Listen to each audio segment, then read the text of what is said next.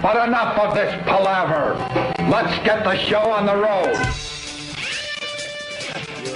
Oh, really? Hold on, let me put my mic back together. Morning, everybody. Good morning, good morning.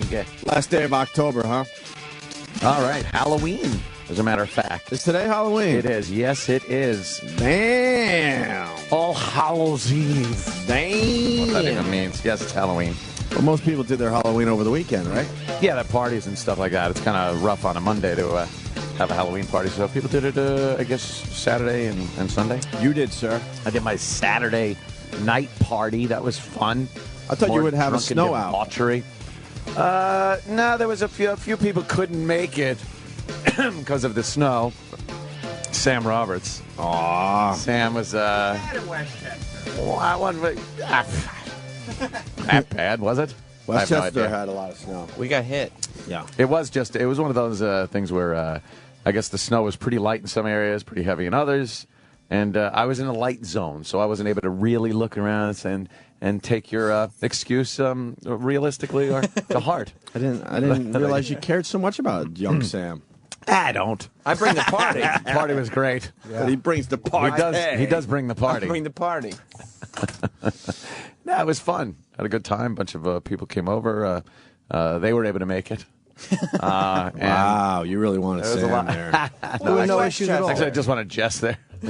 Wow, what the hell? We were both in Westchester. Yeah? Bestchester. Well, not over the weekend. It was bad Snowchester. Oh, really? That really rolls off the tongue. You like that, Chester? That's good.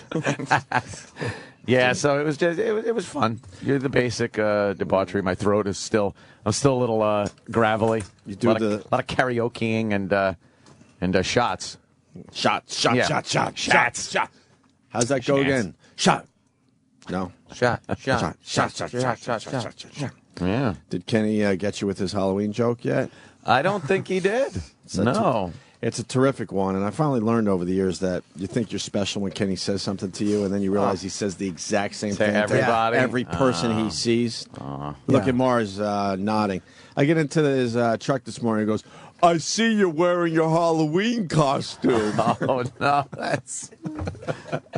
But he can't. Dude, my left cheek wasn't even on the seat. He couldn't wait to use his line. He had to. He didn't wait for me to close the door. No. As soon as he heard the click of the door, I see that you're wearing your Halloween costume today. See, what I'm implying is you look silly or something, or scary. Thinking Kenny is giving you a thought that's like just unique. Original? Yeah, is like dialing the wrong number and expecting the operator to say something different than the number you have reached. How many people have gotten the Halloween line so far? I got it. Mars got it, see? See? You would think it'd be an off-the-cuff thing, but he thought about that coming into the city, and he just can't. He can't wait to use it a lot. How can I bring everyone's spirits up today with a joke? Yeah. That's it from the party? I thought you would have some cool stories, man. No, it's like... No one jumped in the pool? No, the pool was very cold. Oh, well, I looked out the window. I was debating it, and I'm like, It was steaming a little bit, but it was because it was just a little warmer than outside, but... No, that was like 55-degree water. It was mostly it was not mostly. It was a total indoor kind of a party. Some people milling about, showing up, and I'm like, who is this? Oh boy, who is this? Oh boy, not bad. Not like the last party where there were a lot of people. I was like, who the fuck is this? But a couple of people. I was just like, I don't really know who that is. But everyone was cool. Everyone had fun. And nothing really big. It's kind of a you had to be there kind of a thing. God, I was hoping we would kill an hour on the Halloween party. No. That's as memories of it start funneling back into my mind, perhaps I'll be able to give you a little more information. Was it a big party there, Jimmy? I literally was the booze a flowing? Yeah, but that's any time. Yeah, you're there. that's true. I did 2 sets, and then I went out. Yeah. I only stayed for a little while. I stayed for probably 2 hours max. Yeah. Because I wanted to get home and finish reading Tony Iommi's book. He's into that. Yes, he's into that. I went home to read. I saw your tweet about the Long Island Expressway. Oh, yeah, it was bad for a few minutes, but the problem was it wasn't as bad as I thought because it was a spill on the highway. Oh. So it was a debris spill, so I couldn't get mad. That's why I gave up on Long Island. I can't live out there anymore because you can't get there. It is very That Long Island Expressway is a fucking nightmare. Driving around. My costume was great. I didn't wear a costume, but Chip did, but it was good. What was your costume? It was... Did he have a costume? Yeah, Chip did. Chip said he had a costume. Yeah, he did. What was the costume? I'll show it to you. It's good. Yes. Did you have a costume? I just went as kind of a Islamic revolutionary or me on any Tuesday. So you kind of just threw it together a little bit? Yeah, just kind of fucking you put some usually shit go on. all out for Halloween. Yeah, I couldn't really figure out what I wanted to do, so I was just like, screw it. Everybody else came dressed up, so it was, that was a success. Very good. Janine did a great job. She showed up as one of the nurses from the Twilight Zone in that episode where the girl was getting face surgery and her face was in bandages, and they didn't show the face of anyone else in the whole episode. Right. And there were doctors and nurses. She was in the hospital, and then they take the bandages off the girl to see if the surgery worked and made her pretty. And as they take it off, the doctors go, "Oh my God, it didn't work! Oh no!" Mm-hmm. And they show the girl, and she's hot. Yeah. And then they finally, move the camera up so you see the nurses and doctors, and they all are ugly. They all got like those weird, twisty Twilight Zone-y faces. Yeah, I know that episode. Yeah. And One of the ones I Janine know. went as one of those That's weird face people. So besides you, who else knew that? I know. That's the problem. There were like 3 people that were like, "Wow, that is the best And costume." everyone else is like, "What are you supposed That's to be?" amazing. Yeah. I got to see the picture now. That's Who the hell is that? What is that? that's Newsday Laura. Oh, Newsday Laura. I'm Yeah. sorry. Can you flip through just the picture? Yeah, 'cause- Painted her eyelids. Yeah, no, that's what. Oh, that's pretty cool. Yeah. That's Yeah, what when got she me all fucked shut up. her eyes, it looks like she's got giant eyeballs. Nice. Big A snapped the picture. Big A and Mike were dressed as the honeymooners, man from space, and when Norton came running in his sewer gear as the man from space, Steve from Bayshore was there. Yeah, there was a lot of people actually that came dressed up. It was Very pretty cool. God damn! I thought Big A twittered my there's costume. There's me. horrible. That's me dressed. That's somebody dressed as me from the '80s with a couple of lovely young ladies that came by. Somebody With them. Somebody. What do I know? I don't give out names. I don't want to blow up anyone's spot. All right. But he's got the Apollo air conditioning. He couldn't get a big enough wig. Big A is horrible at labeling pictures. Yeah, But you could just stop at Big A's horrible. exactly. He's horrible at a lot of things. Big A was there. Where's the picture he had? He took a picture of Chip's Halloween costume. It was a good one. Yeah, Sam, you could just go. On the, Oh, there it is. Oh, there it is. What are you? Where can you go all the way? Where, do they show the hands? What are you doing? See, that's What is it? see that's me. That's a UFC fighter after he wakes up because he got the eye thing on his head. He's got the eye things on his head that you sleep with so the sun doesn't bother you. And he's got a boxing glove on, UFC a glove. UFC glove on, and a hoodie. And it says UFC fighter when he wakes up. Yeah, that's Chuck. That was Chip Scott. That's Chuck Liddell, Chuck Noodle after he gets a nice nap on a plane or something. How long was he Chip for the party? Like all of it. Yeah. Yeah, pretty much. Yeah. Pretty much all of it. I can't help it anymore. It just happens. Oh, see, that's the Twilight Zone-y. That's cool. Nursey look. Wow, that is very cool, man. Heather Hyde had a good costume too. She was Lacey Peterson. Yeah, the Lacey It was really, Peterson. really a She good came with costume. Connor. Yeah. Connor, it was a couple, Connor and Lacey. She's pregnant with chains on her and seaweed. Yeah, there it is. Oh my God, That's Connor and Lacey Wow. Peterson. that's way too much effort. That was great. Yeah, Very it was fun good. to see Lacey Peterson karaokeing away with not a care that young Connor was, Yeah. Yeah. Wow, you had some good costumes. It was cool. Costumes. Oh, you're very welcome, Chip. And there you go. Girls were a big hit. They were singing and karaokeing and dancing, and it was great. Do you know those girls? Nope. You didn't know them? Nope. That's funny. Wow. Yeah. You gotta be checking IDs at the door, sir. You think? Yeah. Should I really? You might. You might want to. I don't know. I like that element of surprise, where you're kind of not sure who's going to pop in, what's going to happen. It's kind of cool. But they can rob you blind. No. No. No. I got it. You got it. I'm on it. Yeah, there's not much of a problem there. All right, very good. Well, let me see. What? It's kind of funny.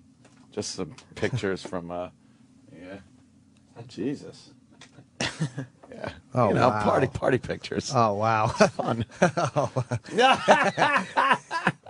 Wait, can I see yours? Sure. That's hilarious. Holy shit, let me see. You got it. Jesus. It's a nice ass, right? Nice ass. That's hilarious. That's a deep crack. Yeah, that's I hilarious. love a deep crack. Jimmy loves the deep crack. I really do. God. I love a good fucking deep ass cheeks. Yeah, it was fun, definitely. It sounds like you had a great time. Who's that? That's Patrick. Patrick. Just as Satan. Fuck. Yeah, that was good. Got to have a Satan at your Halloween party. Oh yeah. And all I know is there was a lot of glasses on the bar and, Sunday morning. Just a lot of glasses. What time did you finally crash? Debris. I think I finally went to bed at maybe 9 a.m. Wow. Oh, wow, man. Did 9 you? a.m. Sunday. Yeah. Last one awake? Well, I have no idea. I guess there were people like I went downstairs at one point. My brother was on the floor asleep. It's like, and then there's bedrooms. There's a lot of bedrooms. I was going to so say, I don't isn't know there a who bed else. for your brother? He just was like, I don't give a shit. Plop, fell asleep there. And then there's other bedrooms, so I'm not quite sure when I went to bed who was still there. Yeah, I just know when I wake up at some point on Sunday, which I think was like 5:30 or 6 p.m. on Sunday. I woke up, and then I look out from my bedroom. I'm able to see the driveway and the street and see if any cars are there. And I realize, all right, it's cool. No one's here. So I guess party's over. That's how my party ends. Party was declared over at 5:30 or 6 p.m. on Sunday. That's when I officially called it. You called it. Yeah, Nice. I called it. Wow. You do any life in the compound? Nah, not this weekend. You should have compounded this shit. I was thinking about it, but it gets too crazy, and there's shit that like maybe you don't want out there, you know? Right. Like it's people's privacy at a party. They don't. Well, you just have have the it. feeling You that have it they're- in the one room, and if people want to come in, That's they come true. in. I could do that. You put a big fucking sign like, "Look, man, if you want to Yeah. be shown, then stay away from this area." I could do that. We got Secret Show from the Future too. When's that? This Saturday. This Nice. coming Saturday. Very good. From the compound. But other than that, you know, like I said, you want to keep it kind of nice. On the DL. On the DL, as they say. Some people might say something horrible, and I've been known to put down a few and maybe blurt out a racial epithet or two. So, you know, I don't want that out there. No. You've never done that here. Well, I do try to do it during commercial break. Yeah, so I guess a success.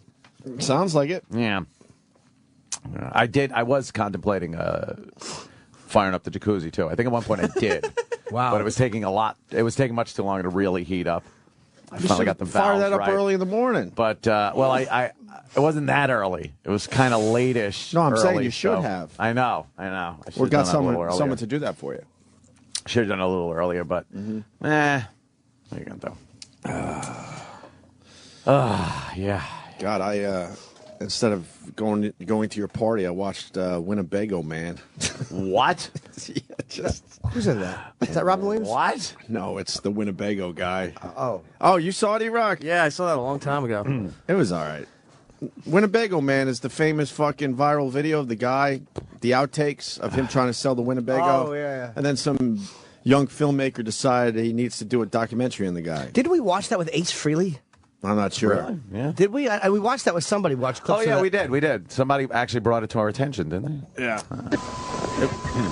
This guy. The Winnebago Concepts and Engineering Departments have developed a multifunctional bathroom. Privacy, I don't know what the fuck I'm reading.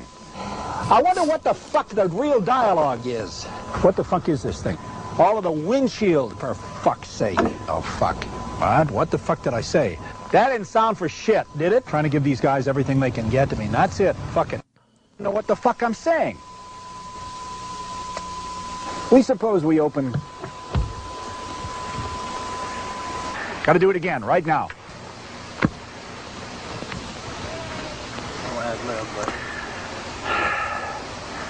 Oh, fuck. Fuck. Fuck. Fuck. Oh, fuck. Shit. Tony, do me a favor, will you please? Will you? Will you do me a kindness? Leave. Yeah. I think I want to be walking in and out if you're going to fuck up and I got to come back. I don't make any difference to me at this juncture. Thank you very much. I appreciate that, Tony. Don't slam the fucking door. No more. Yeah, so I That's mean, great. it's like a 4-minute clip. The movie sucked. Oh, did it? Did it interview the guy? My point is my night was very different than yours. That's all I Yeah. was trying to get at. yeah. E-Rock, the movie sucked. You were the one who told me that I should see this damn thing. Yeah, well, when they finally find the guy, he's like living out in the middle of nowhere. He has his name removed from every form of ID that the government has. He's just totally. He cut off the rest of the world, and they find this guy, and he's still just as fucking miserable as he was in this commercial. And it's been like 20, 30 years later. He has no family, no friends, no nothing, and he's still just fucking miserable. It's about 20 years later, and he's like an old man now. He's 78 or something like that, and he's a loner in the mountains of California. Really? And it's a documentary, and you don't learn anything about the guy. I want to learn something about you if you're in a documentary. Yeah. And so, Jim was right. We watched this. Ace Frehley brought this to our attention. This is one of his favorite things on YouTube to watch. Really? And in exchange, we introduced him to Two Girls, One Cup. Okay. So remember, we showed him 2 Girls, 1 Cup. I think we gave him something better. Of course we did. How often can you be hungry and jerk off? Whatever. Privacy, I don't even... But I don't know. People were talking about this documentary on Winnebago, man. It was poorly done. Really? To be honest with you. Yeah, and if they didn't have the outtakes from the original viral video, it would have been nonsense. Friday, I saw a movie. Actually, went to a little New York movie premiere at the Lincoln Center. Look at you. The Lincoln Center. It's The Innkeepers horror movie. I hear good things about this. Yeah, Ty West, who is the director and a fucking huge fan of the show. Really? Yeah. Huge fan of the show. And just a really funny fucking guy, too. He did a Q&A afterwards. It was hilarious. Why didn't we get him in? We're gonna. Oh, good. I guess the movie's coming out in December. Okay. This is like, the New York premiere. But he's really good. It's the whole thing, like, it doesn't start with like an axe in the head, and you're like, okay, this thing. It's like really good characters. The acting's great, and it was just a fun, but fucking scary as shit too. And it's got like that great build up and then climax thing. Really good. He did a great job, and I was very excited. He goes because he's been a fan for years. An advertisement, right? He's been a fan for years of the show, and he goes, did you see I kind of ripped off one of your lines? And I was like, when that fucking got said by one of the characters in the movie, I was kind of like, wait a minute, I fucking say that. The guy behind the desk, one of these nerdy guys behind the desk, and some You chick. just screamed the N-berm? Yes, that's it again. N-berm. I was going to say word or The bomb. N-berm. The N-berm. You ass. You're tired. I didn't know if I was going to say word That's or bomb. hilarious. The N-berm. The guy behind the desk, at one point, the girl comments that he knows, he was very smart about what he did, and how does he know something like that? Yeah. And he goes, I know a little bit about a lot of things. It's like, I've been saying that for years with the whole Professor Anthony thing. But, he goes, I threw that one. Very cool. That was cool. But he's really good. And when he did the Q&A, like, when you usually see these director types, sitting there and spouting off of this pompous bullshit, he was hilarious, really funny and sarcastic. And Amy Schumer was there. It was weird. It was sort of like a two worlds meeting thing, because I didn't expect to see her there. She shows up. talking for a little while. She goes, "Yeah, I'm here with my priest," and I'm laughing. And then she sits down with a priest, and then I just start thinking it's got to be for Halloween. Sure, but she's not dressed up as anything. But she's with a guy that's dressed like a priest? Maybe he was going to a party after the premiere. Maybe. It was just an odd thing because I was like, ha, because, who would take a priest to a horror movie? Well, I thought it was a joke. And then she sits down with the priest. Well, why don't you ask her if it's a real priest or not? What's wrong At that with point, why ask? I figured I'd just let it go. And by the way, she loved it, though, too. She thought it was great. Leave Amy Schumer alone. Jesus Christ. She asked us if it's okay to go on Howard. And what? That bitch! and first of all, none of these guys have to ask to do another show ever. We don't play that game. Others I've heard do play that game. We don't play that game. It was nice that she asked us, whatever. But of course she should go on Howard Stern. It's been an issue. She's ready to blow up. Of course. So just leave her alone. We don't do that here. Like, don't do that show. It's like, do any show you got to promote on. Good for her, man. That's fucking great. We know who our friends are in the end, so whatever. We like when these and guys. Amy now not one. Yeah, boom. Boomer. Amy, boomer. I saw it at the cellar, and she's like, "Yeah, I'm doing Howard." But I talked to Greg. She called you Greg. I'm like, yeah, of course. Oh. But it was just nice of her to see. You're right. They don't have to ask. It was nice of her to say that. I love the so listeners cool. that they're so rabid that I know. they get a hold of me. That's but I'm like, what I heard. Amy Schumer's gonna be on Howard. Fuck that bitch. Fuck. I'm like, just leave her alone. Cool. Leave her alone. She's finally gonna blow up. Yeah. Let her have her time, man. Exactly. Holy shit.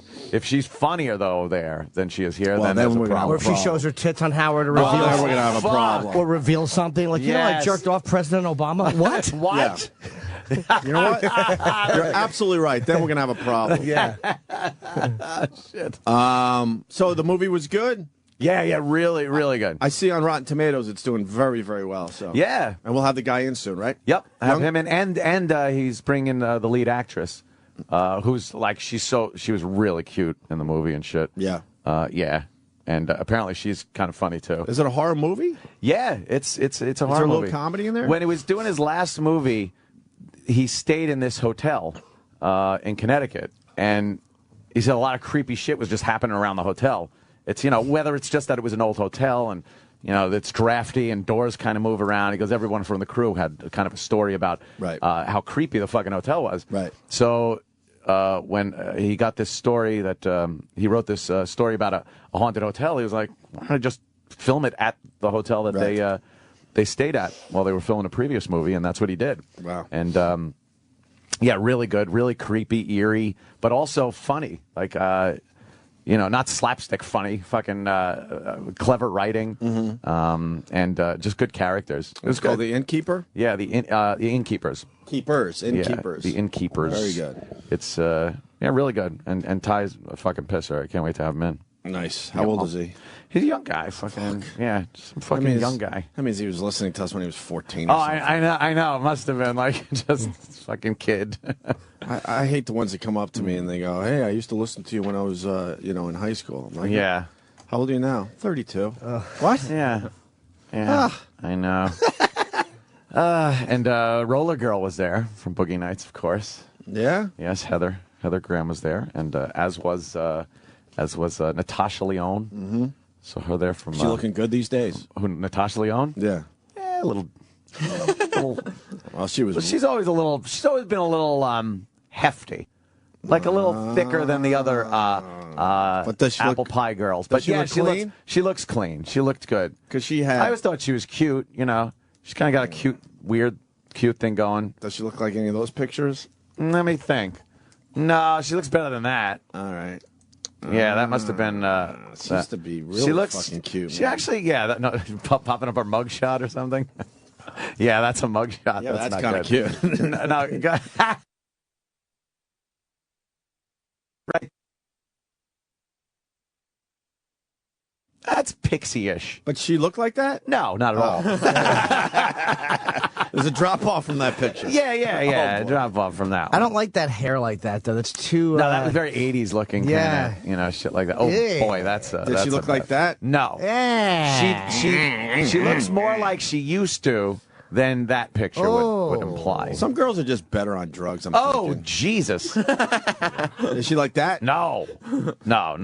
But don't you think some girls should just stay on the drugs? Yeah. Does she look like that? No. So where's she? I don't know. There's a weird between that. I think there's a weird time now where there aren't a lot of photos of what she looks like right now. Is she No. better or worse than that? Better. She looked better. She looked better than her bad pictures, but not as good as her good pictures. Can you still tell she has nice eyes? Yeah, she got those big peepers. What about like that? You missed that. Well, All right. Did you you say know. hi to her? No, but it's weird. I keep bumping into her at things. Like I keep seeing her, and she looks at me, and we kind of look at each other just long enough for it to be a little weird, Right. and then look away and don't say anything. Ooh, she might have a crush on But you. I think she knows. Like she might probably thinks I'm stalking her or something because we just keep popping up. Like I saw her at the Radiohead show too. Right. Oh, she was there? Yeah. And again, it was the same thing. It's kind of we looked at each other, and Right. she looks, and then it's just a little too long. I only saw Scarlett Johansson and Reynolds there, Yeah, right? yeah, Ryan Reynolds. Wait, Yeah. and who are you talking about? Natasha Lyonne. I don't know who she is. She was in the American Pie Pie movies. And then she had some problems with drugs. She had some drug problems. She was a real mess But for a while. I think she got over those. Well, is she fat? No, her ass is a little bigger than you would like it to be. That means she's probably back on the weed. But you think she's sitting around with the munchies? She might be heading With the backwards. munchies. Backwards. See, I don't like she. See when she's trying to when she's trying to glam up, it doesn't look good at all. Yeah, she was very just dressed down and just looks sloppy. yeah. Oh, she used to be fucking hot, man. Yeah. Whatever happened to that guy? Who is that? That's, Exactly. Furlong. Yeah, Furlong. Eddie Furlong, Edward right? Furlong. Edward. Who's he in? That's right. He wanted to be called Edward. Yeah. Terminator, American History X. Was he? Oh, the brother in the Terminator. Was he the kid? Yeah. Oh, Yeah. okay. In Terminator 2. He was Let's say T2. he was incredibly famous for a while, and now he just dropped off the map. That guy, Edward Furlong. He's on the convention circuit. He is. Yeah, he does. Oh, that's he does not a lot good. of That's conventions. not fucking good at all. Not good at all. Jimmy, your Cowboys did terrific last night. I saw a little football in the gymnasium, but not the Cowboys. I was watching the Redskins lose. Dude, the Bills are for real this year. Yep. Shutting out the fucking Redskins. And who else was losing? I was watching New England losing to Pittsburgh. Steelers said, "Fuck you. This is what we do now." They beat up Brady nicely, and the Pats. They beat Apparently, the Pats. kept the ball out of his hands. That's right. That's what They it did. was. Kept possession, little. I guess twice the possession time of the pleasure. Yeah, Brady didn't have one of his better games. Sacked 3 times, a key fumble. My Jets sat it out, so I watched the Bills. Yeah. The Bills. Yeah, the Jets had what they call a bye. How'd the Bills do? They shut out the Skins. Oh, they did? Yeah, they did. They're looking real fucking good. What are they, 5-2, I think? Oh. And the Colts. Chance to blow it in the big game again, maybe? Huh? Chance to blow it in the big game again? How do you go to 4 consecutive Super Bowls and don't come away with 1? Because they're shitheads. That's why that happened, because they were shitheads. And they were trying to say, no, but they are one of the greatest teams. No, they're not. No, they're not yet. They had to win 1 out of the 4. 1. That's all it would have taken. Yeah. I don't know how you live with yourself. You don't. Well, it's almost like being, I guess. Well, Ken Hull decided not to. It's like being 1 out away, Little boasting one there. strikeout away from winning the World Series twice, and then losing that. Right. Maybe it's like that. God. The fucking Rangers are probably really unhappy. Oh my God, that had to just fucking be Wait, devastating. the Cardinals won the World Series since the last time we were on the air? Yeah. Oh, yeah. Oh, okay. Friday Yeah, night. they had that big comeback, Yeah. which forced the game 7, and then wow, how they fucking pulled that one out. Poor Texas. The Colts are still undefeated. Yeah. The other way. Oh, the other way. Yeah, Yeah, undefeated. Yeah. 0-8. This little perfect record. 0-8. The that's Colts good. and the Dolphins. Giants beat the Dolphins 20-17. That's not that impressive to all you Giants fans out there. Yeah. So you got 2 teams that still haven't won a game. Who was throwing for the Colts? Anyone know? Not a clue. No one knows. No one cares. Good point. Curtis Painter. Was it Painter again? Yeah, that's what I'm getting. That's what my intel is telling me. Fuck, how do you even play the rest of the games if you're 0-8? I know. Why bother? I just wouldn't want to get injured, you know? At that point, right? You don't want to fuck up your career for absolutely no reason. 0-8. 0-8. 0-8.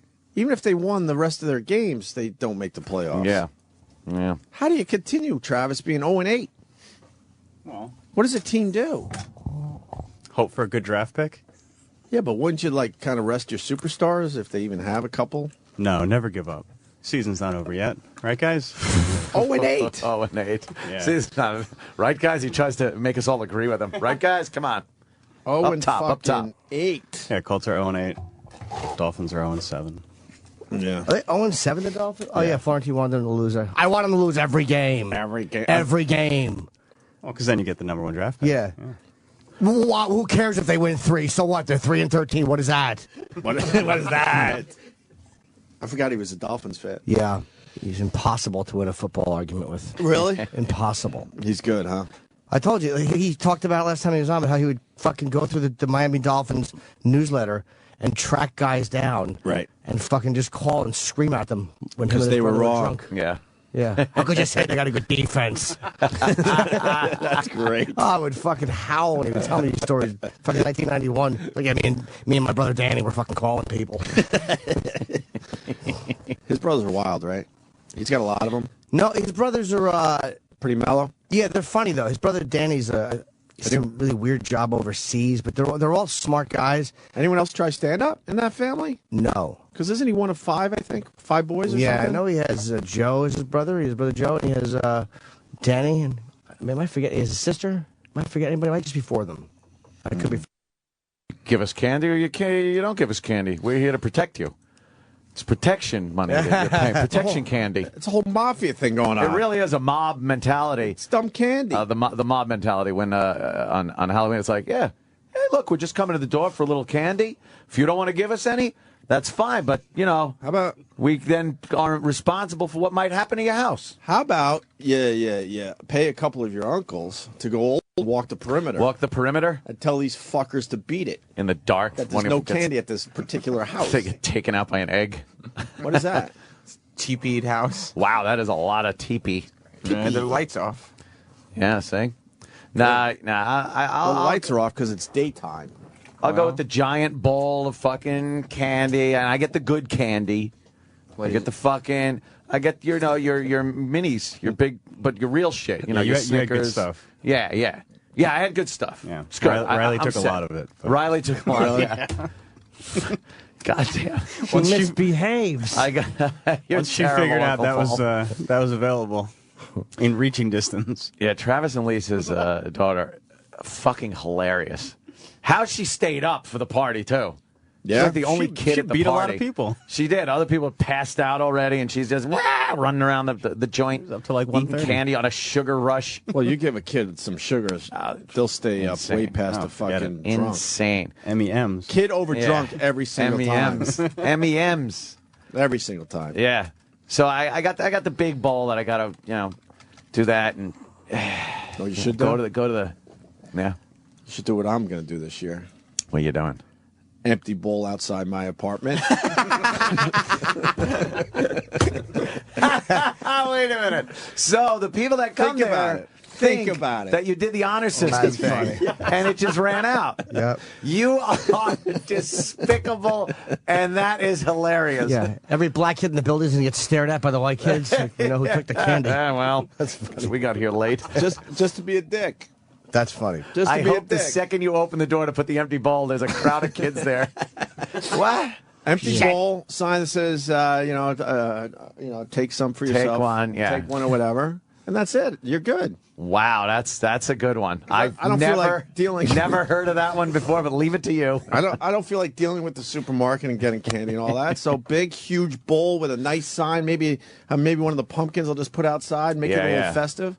I live in a fucking building. I don't want people knocking on my door. That's true. What is it for the most part? You're not getting anyone from outside the building, right? You have to sign up to be a part of it. First of all, so that I guess they check your credentials within And it's the also building. so they don't bother other people. Right. So you got to sign up. So then the kids get the list of apartments they could go to. This is how kids have to do this in New York City. It's so lame. Filled out in triplicate. My apartment building is about 50 stories, and they take up the elevator. So you're stuck in your apartment all day. Man. Oh, right, the fucking elevator. Remember? Those creeps. And they'll hold the elevator They so hold those the shitty elevator. kids can run. Instead of walking up the steps. Little shitty kids. Well, they take up the stairwells too. So they take up the stairwells and the elevators for the entire day. So we started bailing a couple of years ago. I'm just going down to Philly. Yeah. The whole empty bowl thing is just a joke. That's hilarious. We're bailing. We're going to Philly. Do that. No, you should. Trick or Fuck the treating empty in the bowl. old neighborhood. Dude, the empty bowl thing is brilliant. Yeah, of course. There's a good I one. thought of it.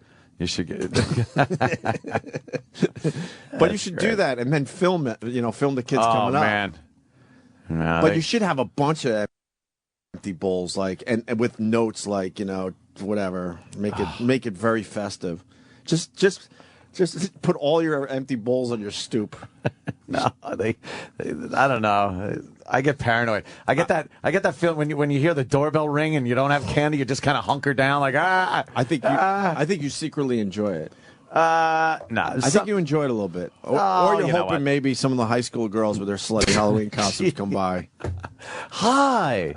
Well, isn't that a great little costume? What do we got here? Do you like my costume, Mr. That's Fumio? wonderful. Let me get a picture of that. They like to dress slutty in high school. Well, that seems to be a problem. I know a few people. Wait, that, kids actually knock on your door and say, "Sir, you're out of candy." And sir, do you have more candy? There's no way. Of course kids they do would. that. No, who's going to turn around? I would pound on that door. Fuck that. Yeah. Whoa.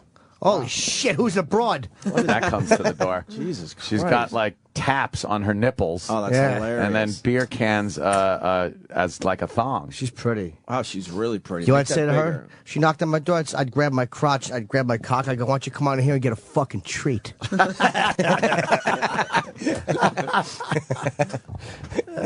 Wow, that's wow. Let's look at that. Yeah, that's something. Yeah, a lot of the costumes are just like slut wear. Slut wear.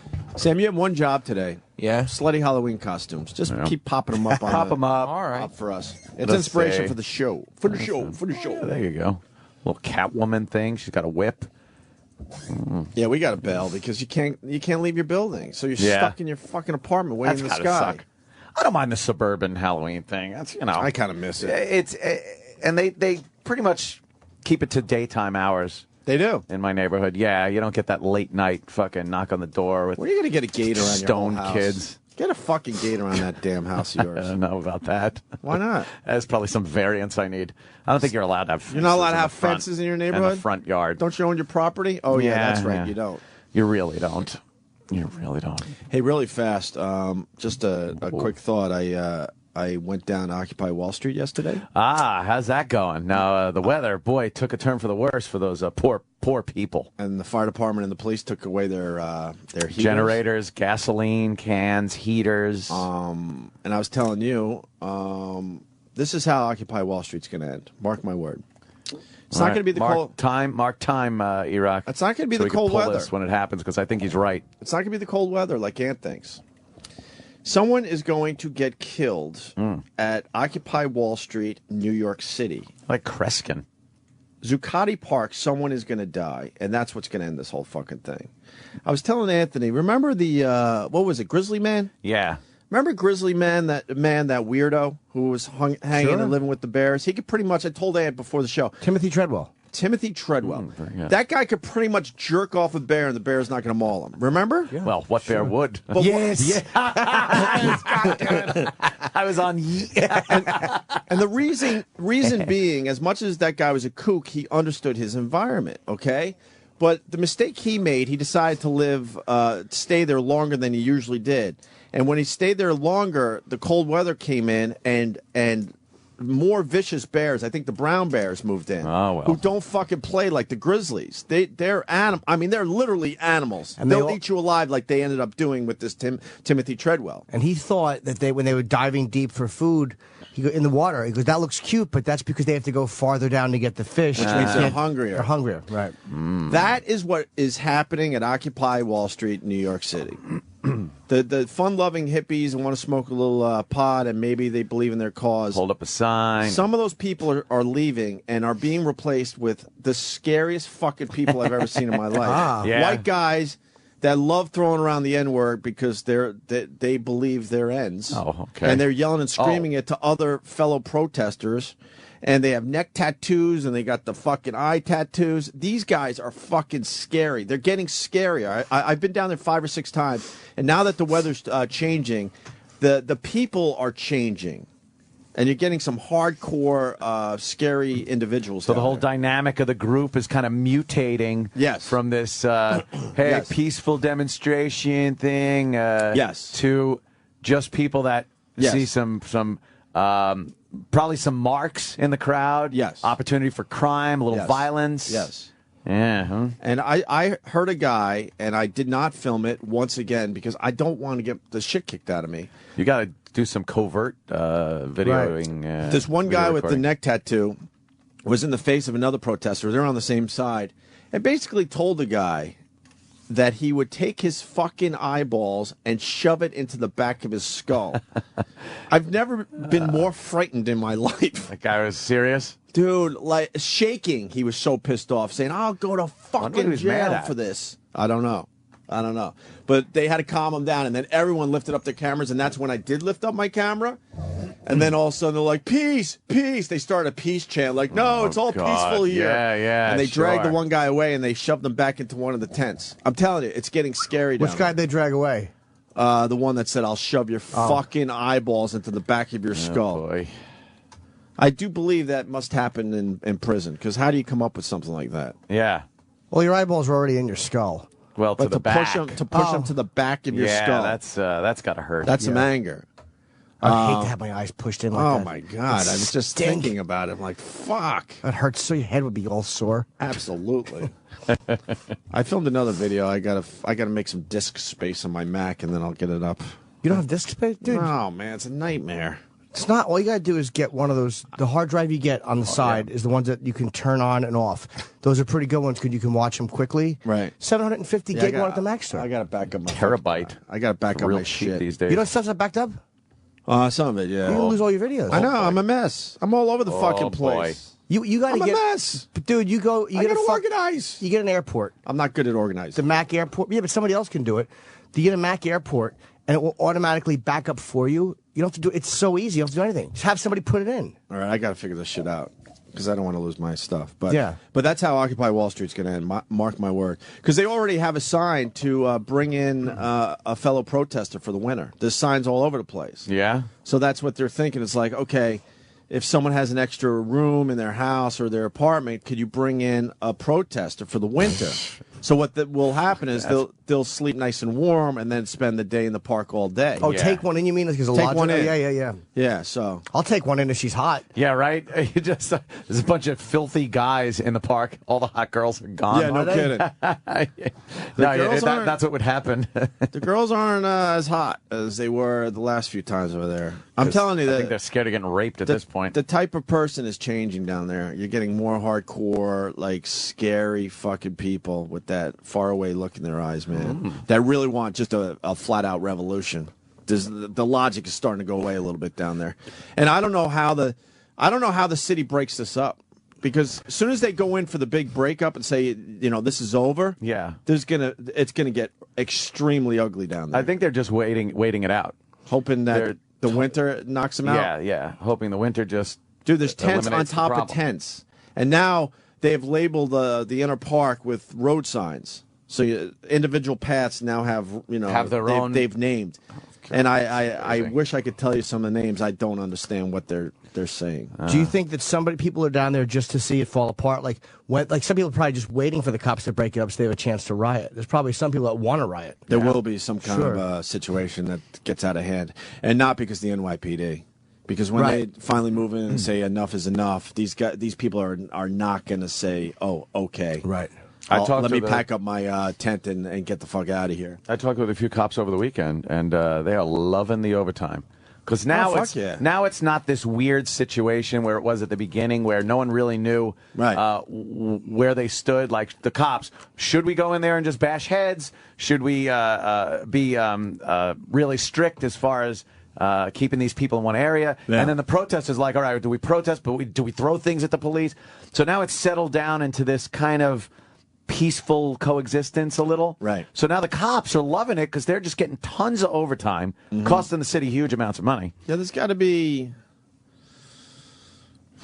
at least 24 cops at all times down there, at least. And then there's more on the fringe area. Oh yeah, and there's others that are wait. Yeah, so I'm not ready to be brought in if need be. But easily a couple dozen just there all the time. And in general, the protesters, are extremely polite to them. Every once in a while, you get some asshole that starts yelling and screaming at the cops, hoping that the cops are going to do something. They just turn their backs to the guy, and then the crowd laughs at the idiot that was trying to get something going.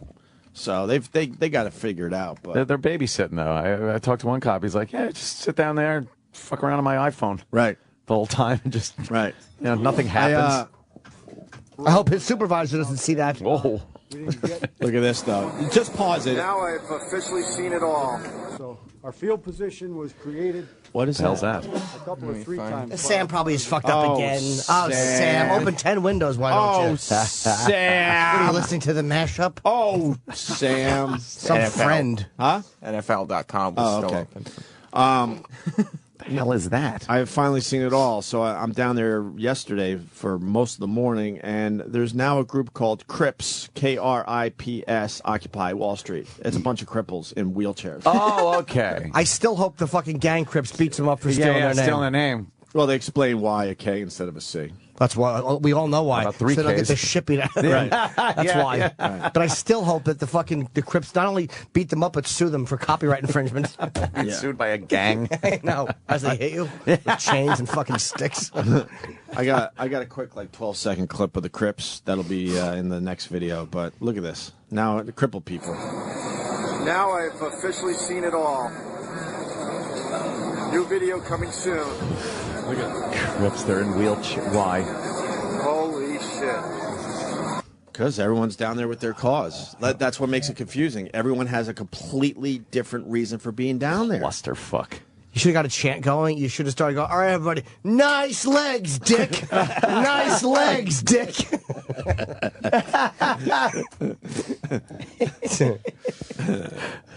Shit. But that's the problem. They all got a different cause. So I still don't understand this. I think you're right, though. Whether someone gets stabbed or fucking freezes in their tent, like you were saying. Yeah, freezing. Because it's getting really fucking. It was cold. Yeah. I was going to say it's getting really fucking cold, but it's going to go back to sort of fall. So we got at least another month before that really bad starts rolling in. Yeah, it's going to be in the 50s. And if someone fucking dies in the middle of the night because they're too fucking cold, that'll stop it too. Then they're going to have to use that as the sacrificial lamb to go in there and say, well, now it's a safety issue. You guys got to get out of here. And then they'll say, well, the city took away our ability to survive in the cold, so there'll be a huge lawsuit on the part of the family, and it'll just cost us more money. Great. It was kind of a hilarious move that the city said, look, you got to get rid of your heaters, knowing this big storm. No, the storm's coming in. Like the day before the storm came in, they're wheeling generators away. And the fire marshals are walking through the park just taking anything away that could keep them They say it's a warm. fire hazard? Yeah, that's part of the thing. But they waited for the the coldest day of the year so far. But the dumb fucking protesters also, they're like, we got fire extinguishers. What are they talking about? It's like, really? If a gas can explodes, I don't think your dumb fire brigade, your protester fire brigade, they think they have everything. Right. We got our kitchen, our library, we got our fire extinguishers. That's like our fire department.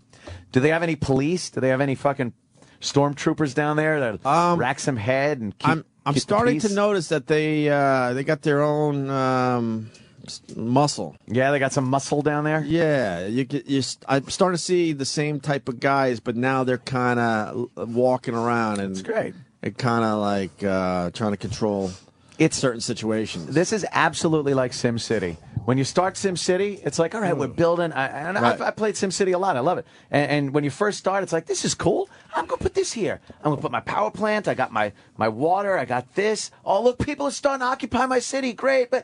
And then, oh, wait a minute. What the fuck is this? There's a fire somewhere. I got to put it out. And then the shit starts hitting the fan. Right. And you don't know what to do. Yeah. It's like, that's what's happening. I think so. It's going to start. They got all the things in place, but then it's going to start breaking down. As a social experiment, it's extremely interesting. Interesting to watch. I like going down and trying to film goofy shit, but I like also just studying it because it's exactly what you're saying. They got their own medical.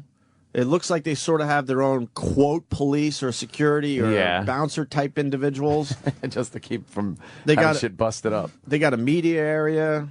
They got that dumb library that's looking lamer and lamer every time I go down there. They got food.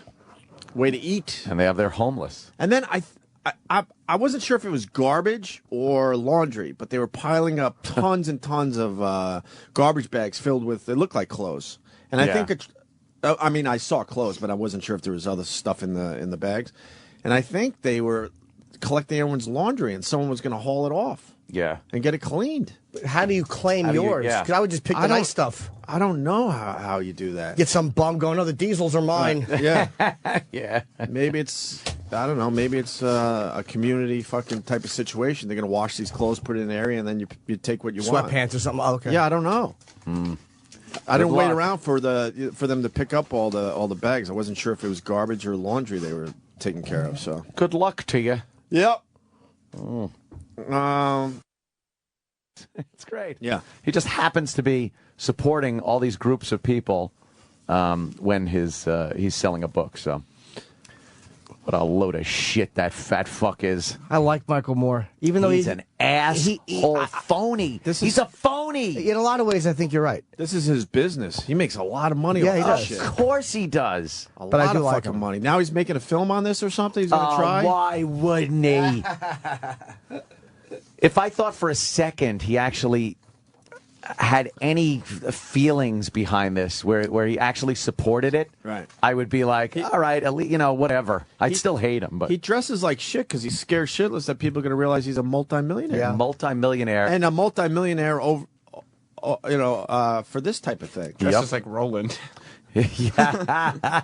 No shorts. Yeah, he's got his shorts on. Roger and me. Why do you like him? Because I liked what he. There's certain points he makes that I do agree with, even though he's way too far left for me. But I liked some points he made, like in Sicko. There was some really valid overall points I thought about. I just thought there were some valid points about what have we become as a country. And even though he might be full of shit and a lot. As a nation, we're just, and I'm guilty too, but the fact that there are people that don't get medicine here, it's just bizarre to me that we have, even though technically you can't take it from people and force them to but like we don't have that compassion for each other. Right. And that's what kind of bugs me. It's like, and again, I like to buy shit for myself. And I don't think about like, wow, man, some people are not eating. Like people who aren't lazy, but legitimately people who are just having a really hard time. And I shouldn't be penalized for that. I think. But I should go, oh, fuck, man, this guy's hungry. Let me help him out. The majority of that. Yeah, and there are charities, and there are people that are charitable. And I think for the most part, things get done. I think when you see homeless people, that they're crazy. I think 99% of homeless people are just crazy people. They fell out of society. They can't fit. And that's what they do. I don't think it's these families that are together in a shelter because the husband lost his job and can't get another one, and they're all sane and trying to get back in into society. No, they're fucking lunatics. And this idiot, fucking Michael Moore, is such a fucking phony. He's selling a book. He's fucking on a tour, pretty much a tour of these things, where he gets all these people saying, "Yeah, Michael Moore's supporting us." Because they're too stupid to realize that they're marks. They're just marks for him. He's a carny. He is their target demo. Yeah. They're his target demo. Absolutely. And those films he makes, it's selective editing. And, I mean, he really can make this country look horrible. But if you want socialized medicine and want everyone to have health care, it's going to be at the sacrifice of quality health care, and this fat fuck, the second that heart of his is full of Elmer's glue, do you think he's going to go to some fucking clinic that any dirtbag can go to because now we have socialized medicine? Or do you think he's going to get the best surgeon that money can fucking buy for his fat ass? Yes, and that's been something that all these politicians, too, that support Obamacare and all that other horse shit. You think Kennedy, when his brains were leaking out his fucking ears, and he's supporting Obama, you think he didn't go to the best fucking doctor he could go to try to live as long as he possibly could? That would be gone. Well, that's the point, too. It's almost like, I agree. And why does there was an email going around, I don't know how factual it was, but like soldiers who fought, veterans, I mean, their health care is not nearly as good as a one-time congressperson or representative who gets great health care for life.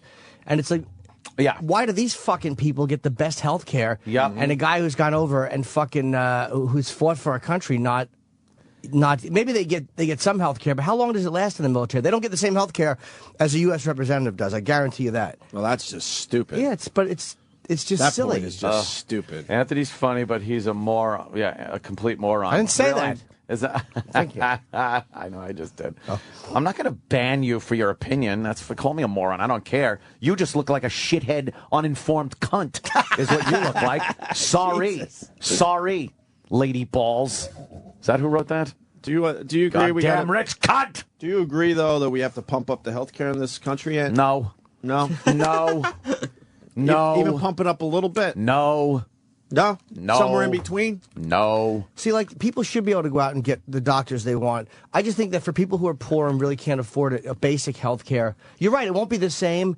It won't be. And it shouldn't be. No one gets the same thing. But I'm not saying that it should be. But I think that somebody who has no money legitimately or really makes shit money. Go to a fucking hospital emergency room. They will absolutely take you. They are legally bound to take you and fucking treat you, no matter how dirt poor you are. Right. They are. But how about stuff like preventative medicine and stuff like that? Yeah, it would be nice if we could revamp the system and take, again, a lot of the corruption out of it, a lot of the waste that is in the industry, and especially in the insurance industry. I understand that. And for anyone asking me what my answer is, I don't have it. So blow me. But I'm saying that there are people that are smarter than me when it comes to this stuff, that should try to do that without revamping the entire system and trying to tell me that there are wealthy people like Michael Moore that are looking to sacrifice the best care he can get so that the masses can get health care, because he'd be full of shit if he told me that. But would that be, that's the thing, like, how come those things can't go hand in hand? Like, why can't, like, if you can afford good insurance and great health care, you get it, but if you can't, there's just something in place so people who make nothing can have preventative care, so it doesn't have to just be in the emergency room. Well, then you'd get the argument that isn't good enough. Why isn't my preventative care as good as the fucking guy that made $1 million? Oh, shit. See, we should all. It always goes to, people will always want more. But is that, give them whatever they got, they're going to want fucking more. Maybe, but just because people will be greedy about it doesn't mean that there shouldn't be that in place. It's almost like saying just because there's innocent people thrown in jails, we shouldn't have jails. Like, people are going to be it's going to be abused, or there's going to be people who complain for no reason. But I'm only wondering why, like, can't we have a basic thing just for people who can't afford it, where they don't have to go to the fucking emergency room? That's Maybe all. Just so everyone has something, but not at the expense of the people that have toiled and reached a point in this country where they're able to enjoy a standard of living. Why should that person be penalized for this new socialist fucking attitude that everybody has that makes everyone think they're entitled to things that are a privilege? People are seeing privilege as entitlements these days. And if you want to fucking start some kind of a French Revolution thing, you better start getting some guns and shooting, because your dumb signs ain't going to do it.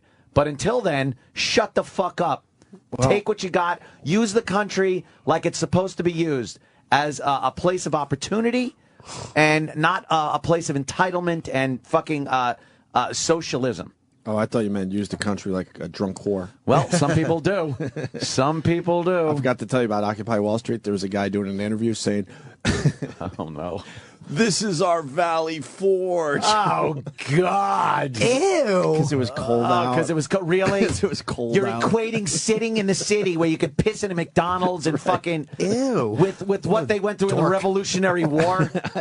It's so fighting for freedom in the freezing cold. It's so enjoyable to be down there. Oh God, these fucking. And then you do come across some people assholes that are down there for the right reason because they just feel like they should be able to have more, in this country. But in general, man, God, you come across Valley Forge guy. It's Valley terrific. Forge. This is our Valley Forge. Self-important douche.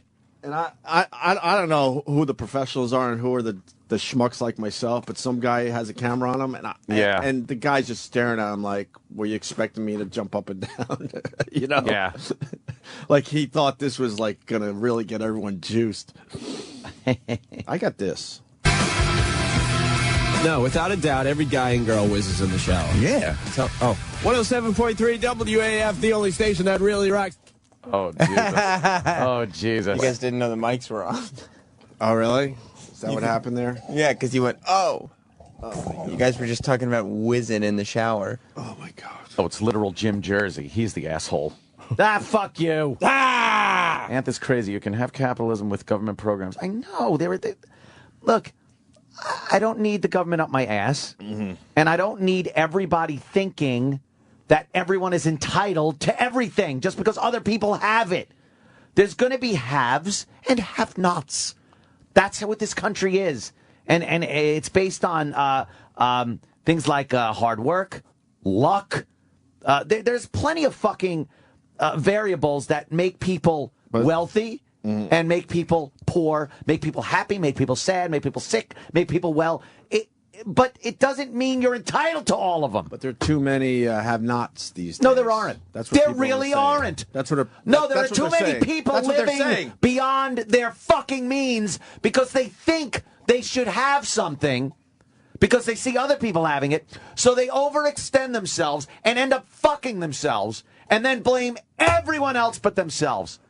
I might be getting corrected on Twitter, so let me read this. Yes, sir. One guy said to me, veterans get health care for life through the Veterans Affairs for Life.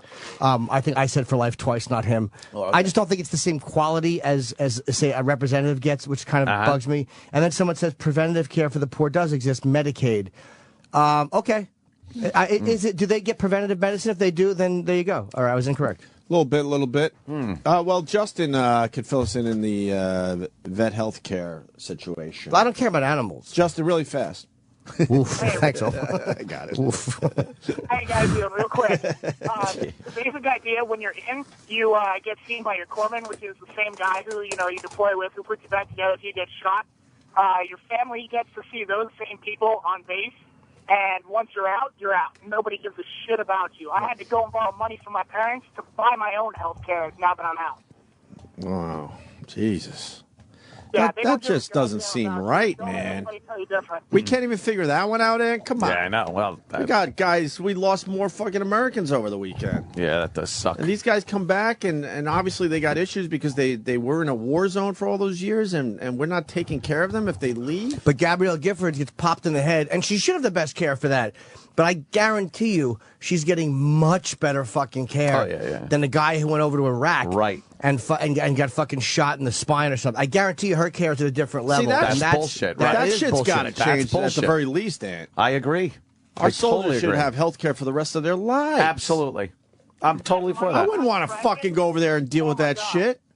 Huh? To get my medication for my depression, I actually had to borrow money from my parents because, nobody would help me out at all. So I had to borrow money to get the medication that I need to function on a daily basis for my depression and my PTSD. Were you depressed before you went into the service, sir? No, I came back from Iraq all fucked up. It cost me my marriage and everything. It's been a mess. I'll handle this one. Sir, cheer up. Shit, Jimmy. What an asshole. You're welcome, my friend. Yeah, I Thank you very don't. much, Jimmy. Guys, have a good day. I'm punching out. All right, buddy. Thank you, sir. Take care of Justin and the rest of the soldiers at the very fucking Oh, absolutely. least. Jesus. I've always been for that. I can't stand when there are people that have made sacrifices and are treated like shit. Yep. That's fucked up. Yep. You look at some of the first responders down there at Ground Zero and the shitload of red tape they got to go through just to get health care based on something that, they didn't ask for it. They didn't ask for mesothelioma and fucking lung cancer and whatever other problems they're having. They went down there and did what they felt they had to do. And now to have to sit there with some bureaucratic bullshit. Yes. Yeah. And that to me is embarrassing. That to me is where Michael Moore makes a point. What have we become? I agree with that. That's what I'm talking about. Yep. It's like that. How does that happen where we don't just say, like, well, this is terrible. These guys have to be taken care of immediately and for the rest of their life. Like, how is that not just something we do instinctively as a country? I don't like the piggybacking of people that think that they're entitled to it for no reason. You got young, healthy people that are holding up signs that say they want. You should count your fucking blessings, you cunts, because you're healthy and you should be working and making your own way in life instead of holding up signs saying, I want. Blow me. But those guys, to me, you're right, but they're not as despicable as whoever it is that is making these first responders run. Right. To me, the people that run through red tape are the greater that make you run the greater evil than a bunch of dummies down there who will eventually grow out of that shit anyway. And it's weird because you can't put a face to it or a name. It's a system that's in place. It's a system, so you can't single out who's fucking these people over. That's why it's bureaucracy, it's red tape. There's no one guy that's fucking the veterans over. Right. The whole thing's got to be changed in some way. And again, I don't know what the fuck that is. Well, the protests don't even know. Shock. Everyone is like the other one. They've all become cookie cutter. Oh shit. Cookie cutter. Took you an hour and 15 for that. I just thought of it. No, without a doubt, every guy and girl whizzes in the shower. Yeah. 107.3 WAF, the only station that really rocks. I guess I was being edgy there. In case you don't know, I was being edgy there. Why? I did forget. Discussing stuff that shouldn't be discussed on the radio. The grand finale of Jocktober is upon us. And it does involve us. The Opie and Anthony radio show. Well, you know what? Usually I dig up the old tapes. Yeah. You dug this one up. Found these in some box of radio stuff. The only defense I got. You're already backpedaling. Fuck yeah, man. The only defense I got, this is 1997. 97, man. It's the only defense I got. And you said you met Groucho Marx when you were a kid, right? Yeah. What was that, like 80, 81? What are you talking about, Sam? You are such a fucking asshole. What are you talking about, Sam? Well, today we'll listen to Opie and Anthony as they relate to their listeners, all of whom, including O&A, grew up in the 80s. I don't know if you knew that about Opie and Anthony. They grew up like when they were growing. Well, I was a late bloomer. It was the 80s. I was a late bloomer. Yeah? Yeah. Oh.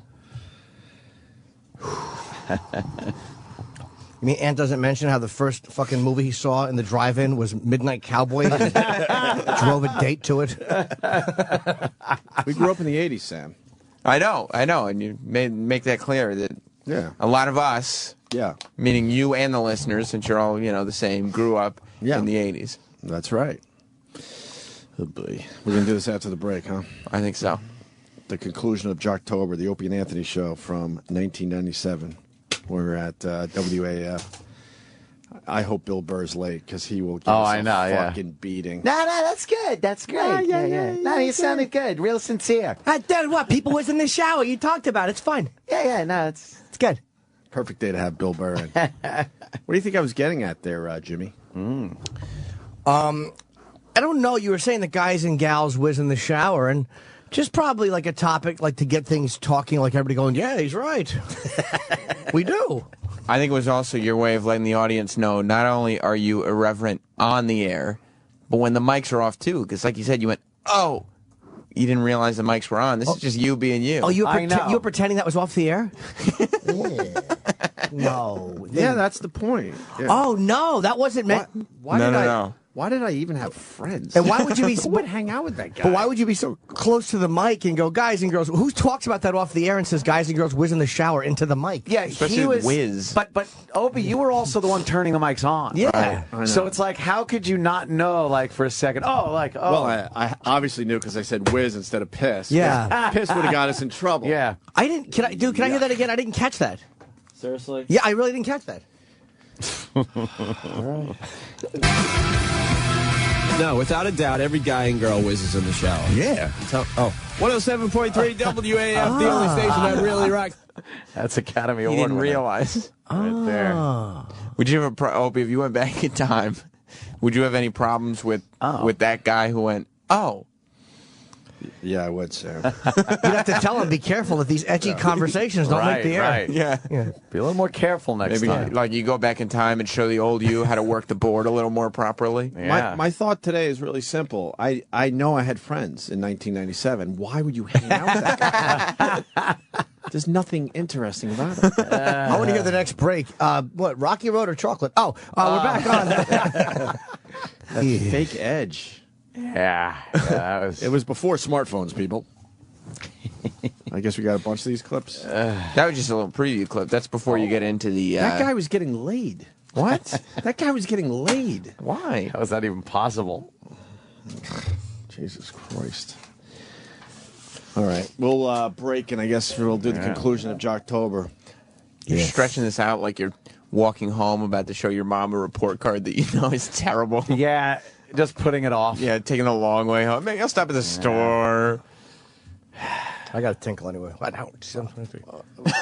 Wait a minute. Okay. Why would you show up here with a Halloween costume on? Who is that? It's Halloween. Wait, who do you is think it it a... It's Nicole. It's Nicole, your buddy Nicole. is dressed as a whoopee cushion. Yeah, Want but her she to say smells hi like real Fox. fast? She's running away. Why are you dressed like that? Did you lose a bet? Hi. Oh, okay. Did you lose a bet? I lost it. All right, because there's no way Yeah, you you're would have dressed done as this. a whoopee cushion. You think I would ever choose this outfit to walk around to work all day in? What was the Looks bet? warm. You bring your dog Are to you work. disappointed I didn't bring my dog? She would have looked good with this costume, I think. What was the bet? That Rich couldn't get abs in a month, like an actual six-pack. Does he? He did it, and then he like started gorging himself. But I mean, he did it. They're gone now. But he had it. He had it for like a couple. That's for like genetics. a couple.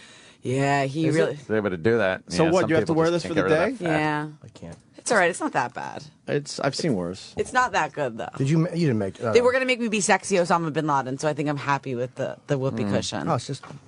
I know. You should have sexed it up. It's like a sham How wow. do you sex up a whoopee She cushion? did. This is hot. But why did you couldn't pick your costume? No, that was the bet. They got to make me dress up as whatever they wanted. People get to sit on you. Sexed up. Yeah. Yeah, but that wasn't. They wanted to embarrass me, sexing up. Can you do that? I think you work with swishy guys. Why wouldn't they want you in a hot Halloween costume? Because they've seen me in hot Halloween costumes. They're over it. They just look at you. They look at you as like a sister, right? Yeah, at this that's- point. yeah, Your old hat to them. Yeah, I think they're over me. Oh, I would have had her in a strap on with a fucking hammer. I mean, Right? it's a bizarre outfit. You would have gotten creative. Strap on with a hammer. Yeah. Well, you guys haven't worked with me for 5 years. Yeah, that's true. We would have made you sexy. if Okay. you Well, lost I the love bet. that. Maybe next year we'll make a bet that I'll lose, and you can dress me up. That's sexy. going to get warm, isn't it? Oh, I'm hot already. Some sweating balls. Yeah, it is some kind of big cottony thing you're dressed in. Well, have fun. Happy Halloween. Oh, thank you. Is it really genetics yet? Yeah, a lot of God. things are genetics. What? When some people can try What? to lose weight and get abs and shit like that, but if you can't get rid of that fat in front because of simple genetics, you're going to have a problem. I think so. You can do it. It's just going to take so much more effort. It's like girls that have like a great fucking body and other girls that are chunky. They can lose the weight, but they're never going to have that Genetics amazing are absolutely body. involved. Yeah. Absolutely. There goes my fucking elliptical stairmaster routine. Oh no! Don't give Goodbye. up. Don't give up because you might not attain the level of abdom that other guys do, but it'll keep you in shape. I never keep wanted you healthy abs. and happy. I never wanted a six-pack. How'd you get that V? You got one though. God just gave you that. I mean, that body didn't come with a lot of hard work. you. Sometimes that bottom button pops open. It's like, enjoy the show. We're gonna have a. That's a treat, not a trick. We're gonna have a live remote soon. Don't do this to me. Fuck! What happened to you? Nothing. This is how I've always been. It looks good, man. Looks good. Don't Even be when I was bashful. anorexic, I didn't have a hint of a fucking ab. Fuck yeah, you look good. Do now. Jesus Christ! It's more than a hint. It's an announcement of an ab. They see us at like appearances, and Christ. it's just like, oh boy. I'm gonna tape it Yeah. down this year. Yeah. Fuck yeah. Tape it down. I'm gonna just fucking duct tape. Wear a girdle. Get a girdle. Maybe I'll do that. All right. Let's eat. Let's eat. And all right. Yeah. Whatever. So what's up, brother man?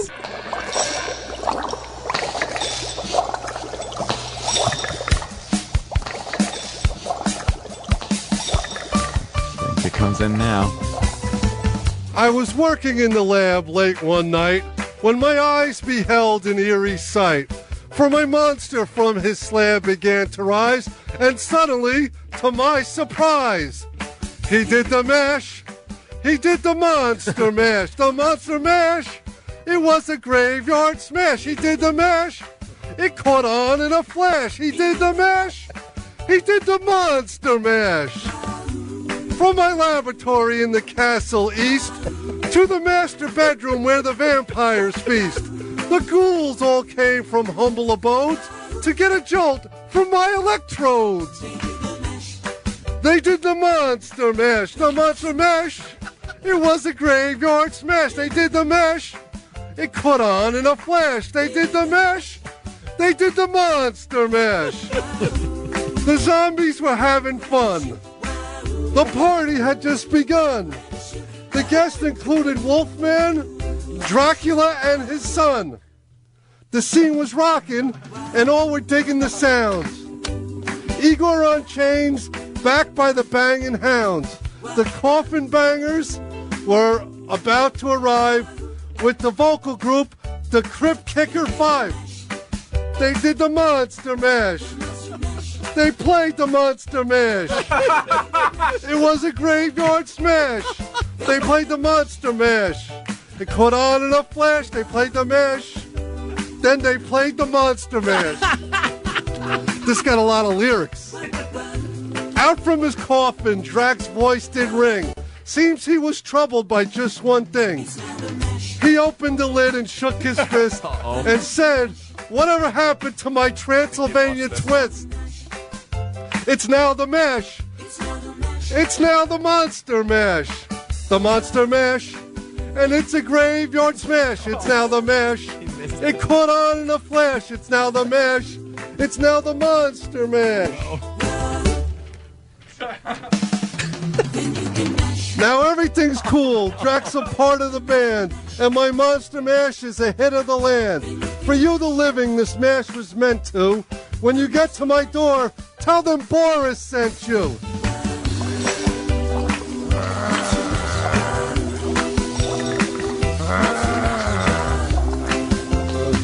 What did they do? They did the mash. They did the monster mash. The monster mash. And do my graveyard smash. They can do the mash. It'll caught on in a flash. They can do the mash. Then you do the monster mash. Oh! Club Soda Kenny, everyone. Wow. Fantastic. It will caught on in a flash. It will caught on in a flash.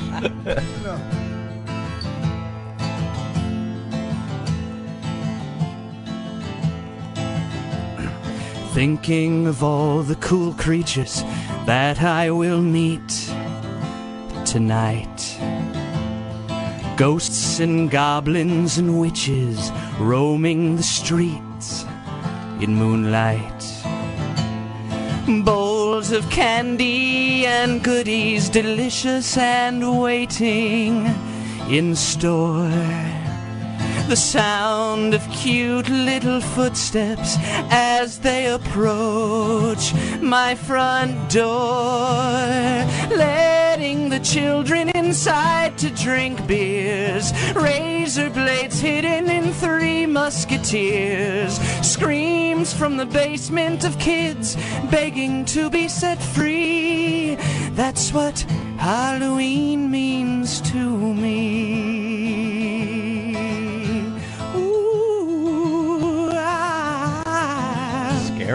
Tightening the clamps that are holding their little heads so tight. Putting my lips to their ears as I whisper, please, don't fight. I promise I'll let you go home if you swear not to tell a soul. Well, I'll just untie these. I'm kidding. Now where is my chainsaw? Let's rock and roll. A pinch of your brother, a teaspoon of you. With the head of your sister would make a good stew. I'd give you a taste, but your tongue's in the stew. Irony, that's what Halloween means to me. No, nothing on the irony part? Nothing? All right. Trick or treat, smell my feet. See, irony is an incongruity between what's expected and what actually happens. So you can't taste it because your tongue is in said stew. You see, I mean, maybe it sends a signal to your brain, but you can't really. Trick or treat, smell my feet. Damn it! Give me something good to eat. I gotta change that line. Trick or treat, smell my feet. Give me someone good to eat.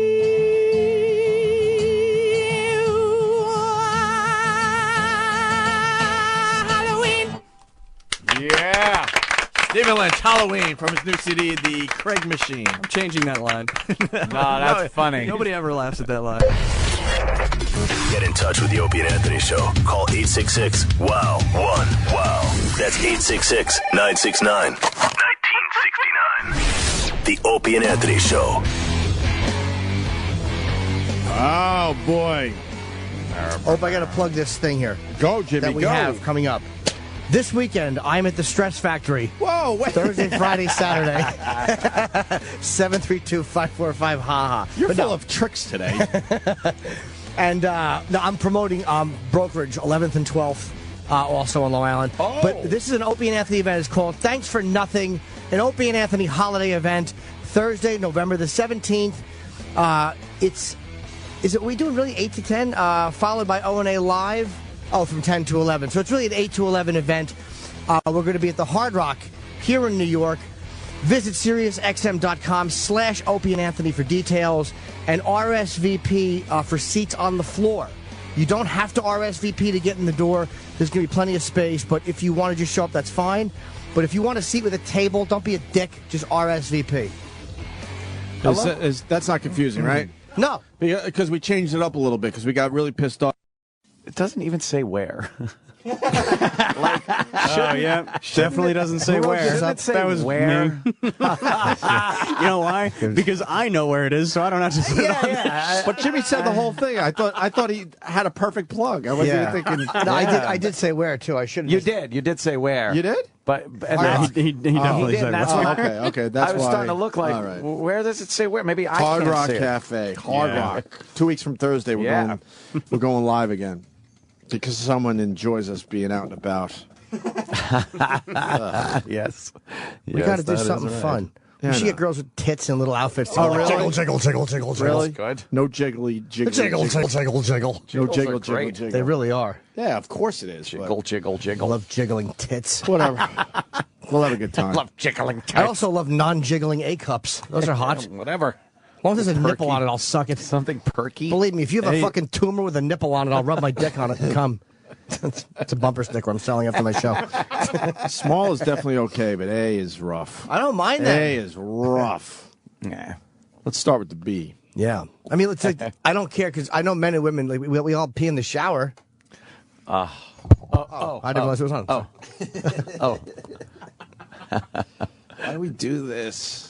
Fuck. Oh, okay. That's right. I forgot what we were going to delve into here. Well, today's the last day of jocktober. By the way, Scott and Todd, I just got a communique. Their phone scam, Tricks for Treats, was so good this morning. They're going to replay it at 9:30 for everybody. Wow. They're teasing it. They're so proud of this one.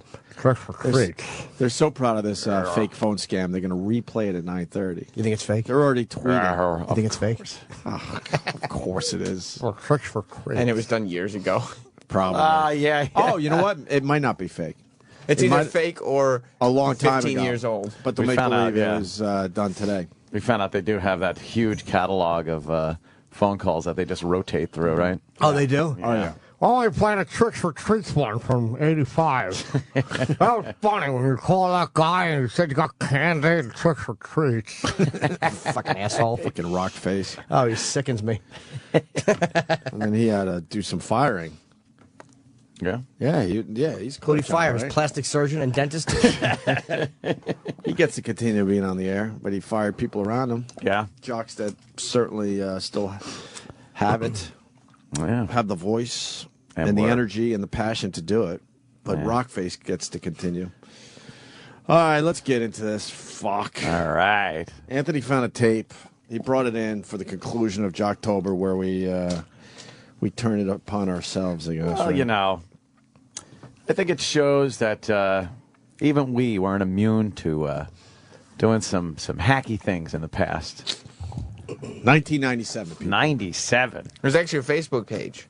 Yeah, what is it? The-Opie-Anthony-Show-from-1997. Wow. How are they going to find that? And if you search it, it's the Opie ampersand Anthony Show from 1997. Ampersand.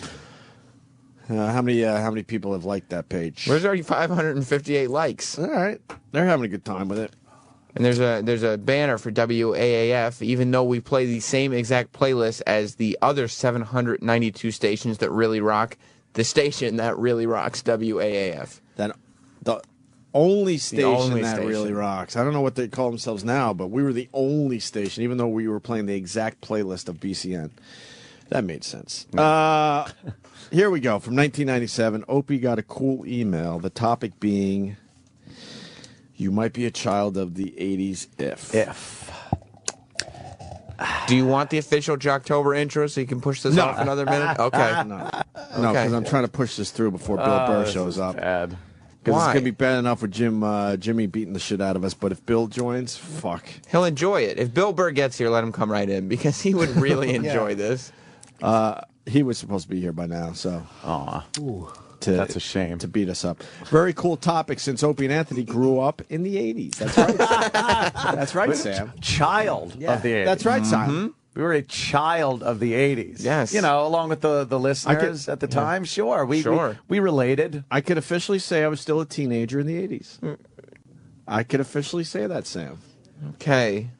I'll take your word for it. I didn't know your growing years, though, were in I the could officially say I was a teenager. That's in all the I'm gonna 80s. say. Yeah. Look, Yes. technically, I was in high school in the 80s. Yeah, but you were also in high school in the 70s and Yes. late 60s. You just didn't do particularly well. I didn't do well. All right, let's do this. I got a cool email from, I don't even know from who, actually. Why? Wouldn't it say it on the fucking email? Of course, you're crinkling the paper. Oh, no. It's a cool email. Yeah. Well, Well, in 1997, emails were cool. Yeah. Can I tell you a cooler email would have been one with a link to fucking Meat Spin. That means I read this somewhere and decided to make it more Organic. organic. You were using your radio knowledge to make it a little more organic, not Right. just reading it. I got an email Instead, here. this was my show prep for the day. Oh, and you want to there's a- sound like, hey, look, we're emailing. Right. There's a welcome to Jocktober message on the Opie and Anthony Show from 1997 Facebook page. Oh. Wonderful. I don't have that part, unfortunately. Okay. But it's a whole list of you might be a child of the 80s. Child of the 80s. A lot of us grew up in the 80s. That's true. That was. That's Why are true. you laughing at that, Sam? A lot of us grew up in the 80s. You said us. A lot of us grew up in the 80s. You should have said a lot of you grew up in the 80s. Not a lot of us. Oh, God. I was officially a teenager in the 80s. You were grown up. I was officially a teenager Well, in the 80s. But the thing is that is not what- a lie. The bit is not where you. It said, "Were you a child of the '80s?" Were you did the U.S. government classify you as an adult? Which you most certainly were not. A child of the '80s. Yeah. I barely was. 80s. That's true. That was our growing years, okay? You might be a child of the Our 80s growing if years. you remember when Jordan S. jeans were cool. I hate to admit it, but if Oh, I hate to. Why? I can't do this today. Why not? This is so difficult. That was funny. I can't do this today. Look, sure you did some embarrassing things in the 80s, but those were your growing years. Yeah, you were just a boy. Your growth was stunted for a long time. I didn't even realize that angle on this whole thing until Sam just started beating us with it. Yeah. Well, I didn't either until I started listening, and I was like, wait a minute, because and you know why it was? It was because Opie on Friday when you were talking about AAF said that you guys used to pretend to be younger to relate to your audience, and then when I put this in, and then you guys started, I was like, oh, this is like it. Prime example. Yeah, Yes. Yeah, grew my hair long, started saying dude a lot more. Added some A's to words. Yeah. Oh no! This You were a teenager in Sweden. This is not going to be pleasant. Fuck me with a stick. Look to your right. It's going to get worse. Oh, yes. Yeah. Look who's walking down the hallway. Bill Burr. Well, you couldn't have been older than 27, 28 here. What, in 97? Yeah. Right? Mr. Burr?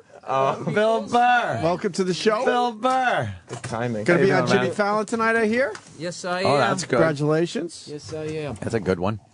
You, this is the worst day to have you here. Not for Bill. Why?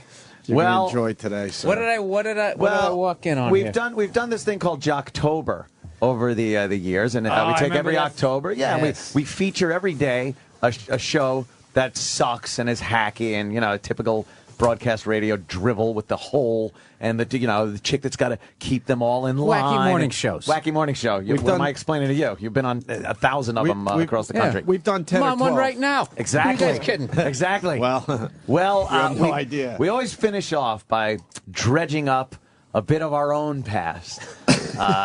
And I found a CD of one of our, like our first year on AAF. On WAF. This is from 1997. 97. Dude, last time I saw you guys do this, Anthony was hiding under his coat. He was zipping up his winter coat over his face. I've kind of embraced it now. And you were here for last time. Yeah. No, this was years ago. Oh, okay. This is the other studio there. And Yeah, you guys, we try to kill ourselves at least once during Jocktober. This- Today's the day, so This is congratulations so to Bill bad. Burr picking today to come in. Now, what you any time. That's all I remember you doing. Any time.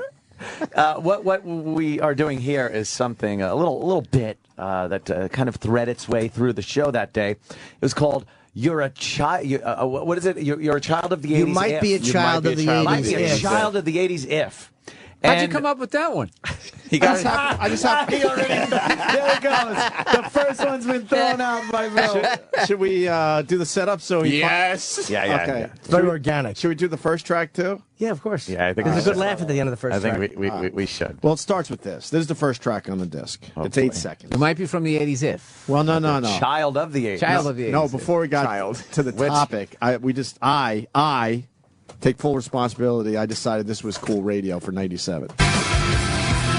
No, without a doubt, every guy and girl whizzes in the shower. Yeah. 107.3 WAF, the only station that really rocks. See, he turns the mic on, so why was he surprised that it was going out over the air? I was so edgy. I'm like, oh my god, did that just I go over fell the for air? that. I was like, nah, you guys, you could see the beginnings of your next show, the next part of your career. You totally fooled me. I like this guy. I wish I was in the studio. I could hear what they were talking about. You totally had me. You didn't even bring it up. I still would have been waiting for that. What Sam brought up, though, that throughout this whole thing, we're talking about how the listeners and us, of course, being children of the 80s ourselves. They said that Opie and Anthony could relate to this because speaking to the listeners, we all grew up in the 80s. We are all children of the Without 80s. referencing that Opie and Anthony did not do any growing whatsoever in the 80s. I think I was already fucking married, drunk. I officially Driving past your house, of course. lights are still on. Fuck. Oh, that's a great fucking This is, callback. I was officially a teenager in the 80s. That's all I'm going to say. And I did spend one half a year in high school in Yeah, so the 80s. So technically, we were still growing up. You drove past the Dakota right before Lennon got shot. You're not a child of the 80s. He stayed back a couple of years. He's one of those guys. Slower. You got to hear the next. right. It's a good lead-in. Sure, here we go. I got a cool email from I don't even know from who, actually. I don't have that part, unfortunately. Okay, but it's a whole list of you might be a child of the 80s. Child of the 80s. A lot of us grew up in the 80s. That's true. That was our growing years, okay? You might be a child of the 80s if you remember when Jordache jeans were cool. I hate to admit it, but if you're a child of the 80s... Whoa, go back to that laugh. The laugh is terrible. Why is that funny? Yeah. It's awful. I'm itching my face. You didn't even think it was It's not funny. even itchy. What? You didn't even think it was funny. You didn't think it was funny Oh. today or no, back of course then? not. And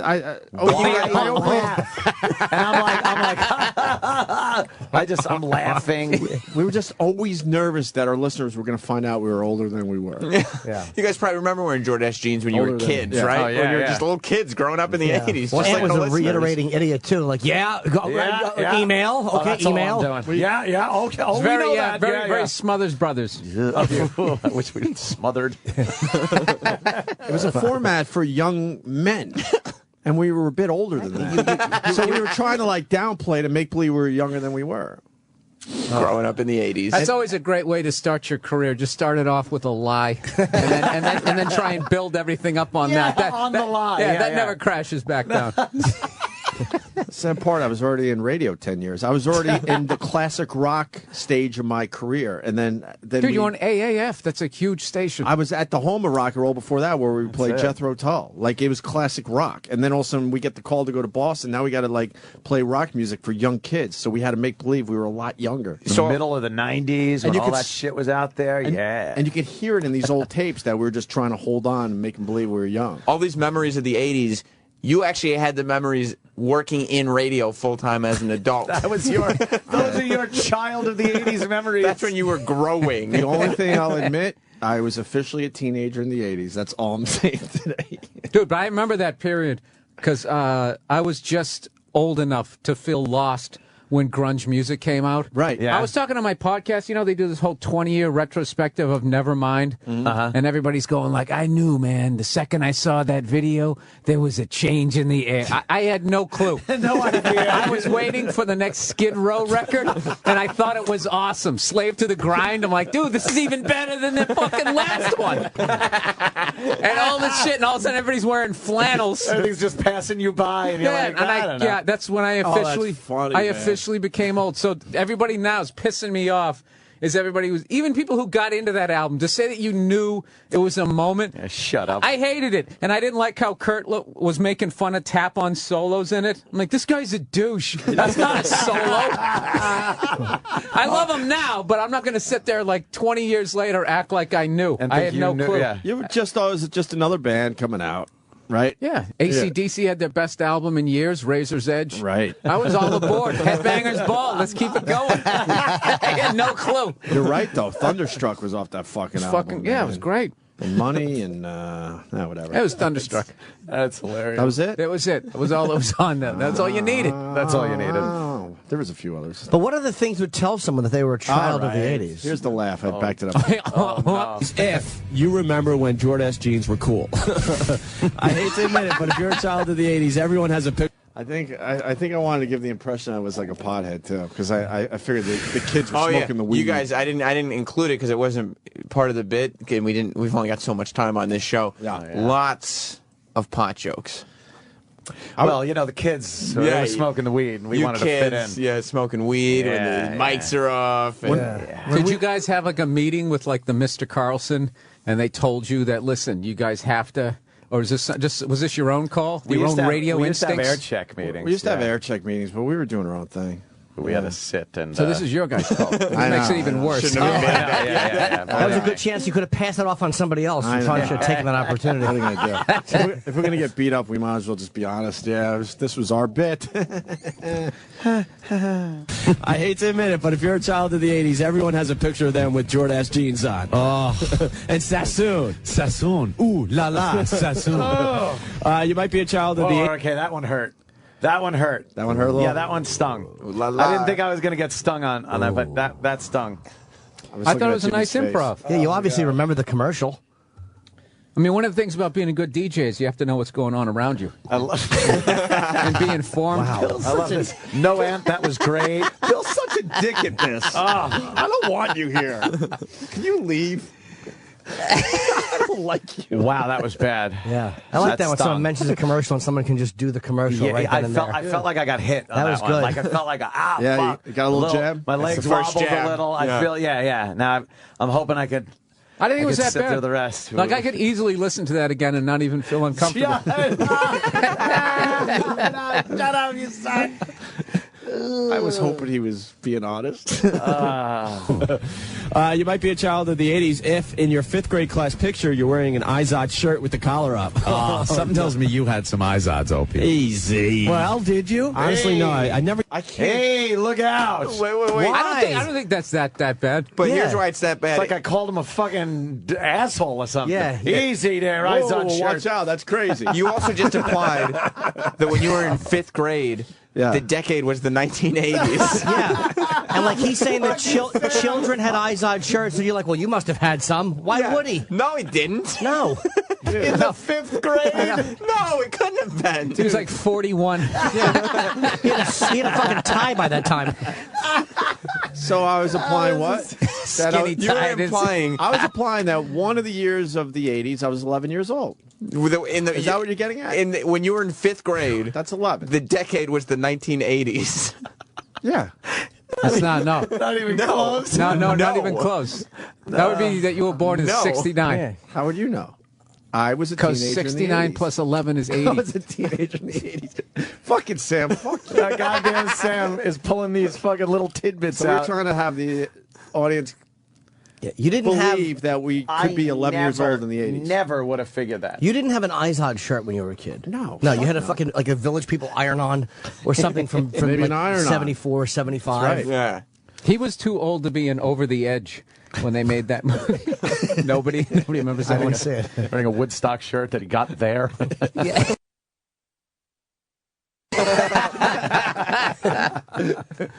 Oh, God. This is gonna be, how many more tracks, Sam? When you graduated high school, was John Bonham still alive? Oh, man. That's a good one. Yeah. September 25th, 1980. He was not. Oh, all right. He wasn't. If you 80, right? Yeah, September 25th. He was not alive when I got there. Okay. Had Reagan been That's all I'm saying. had Reagan been shot yet? Had Gerald Ford. Yeah.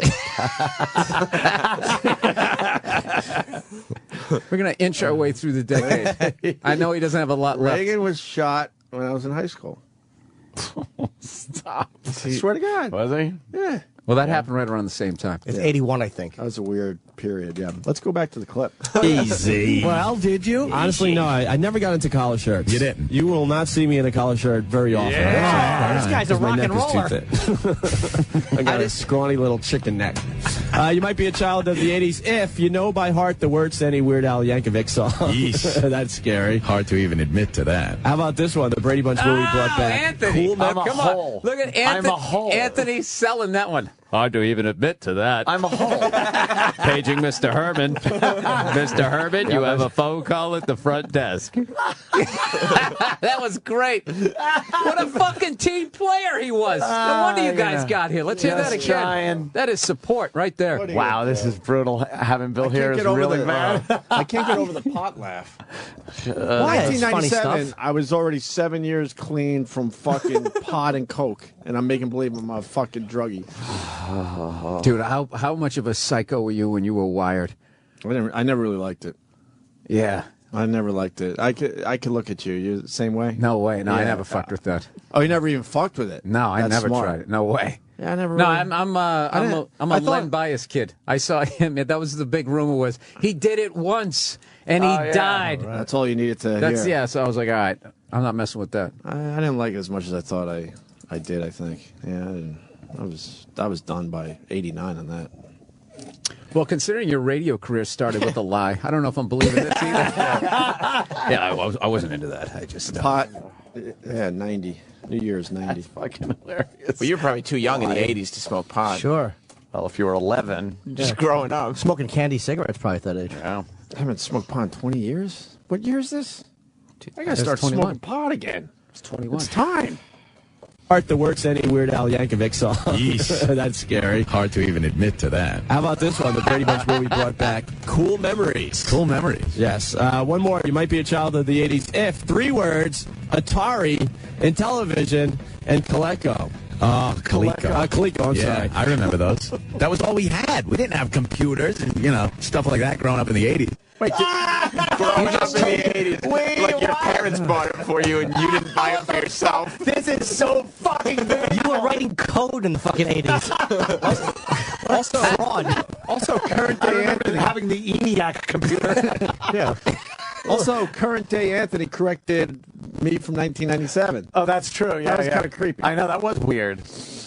I like that Ant just repeats key phrases and key words. That's all I did. It's really funny. I had no clue what You I was sounded doing like there. you were fresh out of broadcasting school. Fresh out of broadcasting school. Fresh out. I was like, I had no, I had no idea why I was there, what I should be doing. It was very scary. And the very end of the clip, Ant's trying to put up this facade for everybody where he says, yeah, we didn't have any of that stuff growing up. Yeah. He can't admit that See, I couldn't really dive into the lie. in your house is where you have Growing it, not up. in your parents' house. Right. Growing up. Not in the 80s. Just growing up. Growing up. When was the Shut big? up, Sam. What? When was the big watershed moment where you guys just had a conversation? Oh, we remember that, actually. We can't do this anymore. It was a drive home. Yeah, we always had the drive home It was conversation. one of the drive homes. We said, fuck this shit. Let's just talk about whatever the fuck. Yeah. Well, because you don't get the luxury of doing whatever the fuck you want. You do kind of have to listen to people until you make a name for yourself. So we were just playing the game, I guess. Yeah. You know what I mean? And then one day we're like, fuck this. Gives a fuck about this shit. Let's talk about whatever, pops in our heads. Yeah, and just getting comfortable there, for me at least, getting comfortable is so important because So important. So important. So important. So it's important to be comfortable. Important. It's important to be comfortable. Paging Mr. Herman. You fucking asshole. Paging Mr. Herman. Mr. Herman, you have a telephone call at the front desk. That was hilarious. He's looking around. All right, so that's it, I guess. There you go. The end of Jocktober. I don't think it was that bad. The end, huh? That was quick. Sam? I would think Sam would have come up with a few more clips. Yeah, that's not the end. There's several more clips, actually. Some more lengthy than others. O&A There's a picture of Opie from the 80s right there. Yeah, there. I'm surprised you're not wearing an Izod shirt. They put a baby picture of Opie up on the Facebook site. Good Lord. Yeah, that's me. What year? That's got to be. That's I would say that's 79? pre moon landing. Turn that, Sam. You gotta say pre. Yeah, dude, that's 64. Kennedy's still alive with that one. Look, he still has hope in his eyes. Last time I had hope. O&A haven't finished listing things that were true in the 80s. After some hilarity, they take some phone calls that probably aren't taped. No, I wouldn't think they're taped, would you? Oh, no, we did live phone calls, Sam. You did? Yeah, we took live phone calls, Sam. All right. Maybe the phone's ringing because we got an interesting little phone topic today, Ann. Yes, we do. I got a cool email that we're adding to, actually. You might be a child of the 80s if is how it goes. And, for example, the phrase, where's the beef, still doubles you over with laughter. Yeesh. Remember that? Yeah, I do. That was never like, funny. But that was never funny. That was a long laugh for that. I just smoked pot. Wow. You guys smoke pot out there. And you're See, I relate to you. You're agreeing that phrase doubles you over with laughter because you Exactly. guys are children of the 80s. I want to Because a say something pothead would here. probably laugh at that. I shit. want to say something here. The original Where's the Beef commercials, when they first came on, were funny. They were. People found them funny. Sure. It was a great... I never got yes. it. I never thought Where it was the funny. old lady walked up and Yeah. just yelled, like, where's the beef? And the driving with the fucking, she's driving and Oh. sliding in the car. It was a funny. I really did. People And did kind of You like were those a little commercials. kid. Of course you found it funny. Yeah. Yeah. See, as a child of the 80s, Yeah. I found things like that funny in And between because- watching Smurfs and other cartoons from Are the you 80s. saying we weren't children of the 80s, Sam? No, I'm agreeing. I'm listening to the show. Are you willing to admit that I was a teenager in the 80s? You might have turned 20 in 1980, making you 19. Dude, that baby picture is looking very Eisenhower administration. That is right there in the industrial military complex speech. Right there, yeah. When was Sam born? 1983. Jesus. So you were a child of the 80s. I was a child of the 80s. As were all of us, I guess. I guess so. We're not that far off. He was a baby in the 80s. Yeah, we're in the same spectrum. You know why you like We're Where's both the Beef? children of the 80s. Because your father was drinking and you were eating doilies at that age. You had nothing to eat. I had nothing to eat. Pasta against the wall. No, that was the 70s.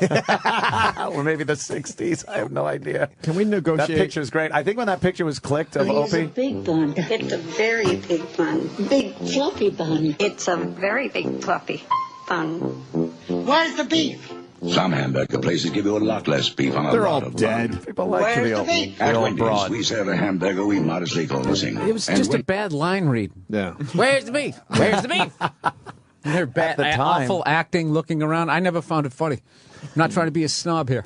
Never found it funny. Opie, when that picture was taken, right when the shutter clicked, I think at the same time, a gentleman was saying, I shall not seek, nor shall I accept your nomination. Dude, that's not even true, because that's like 68. There's no way. So you Dude, think that's 64. You think Ich bin ein Berliner?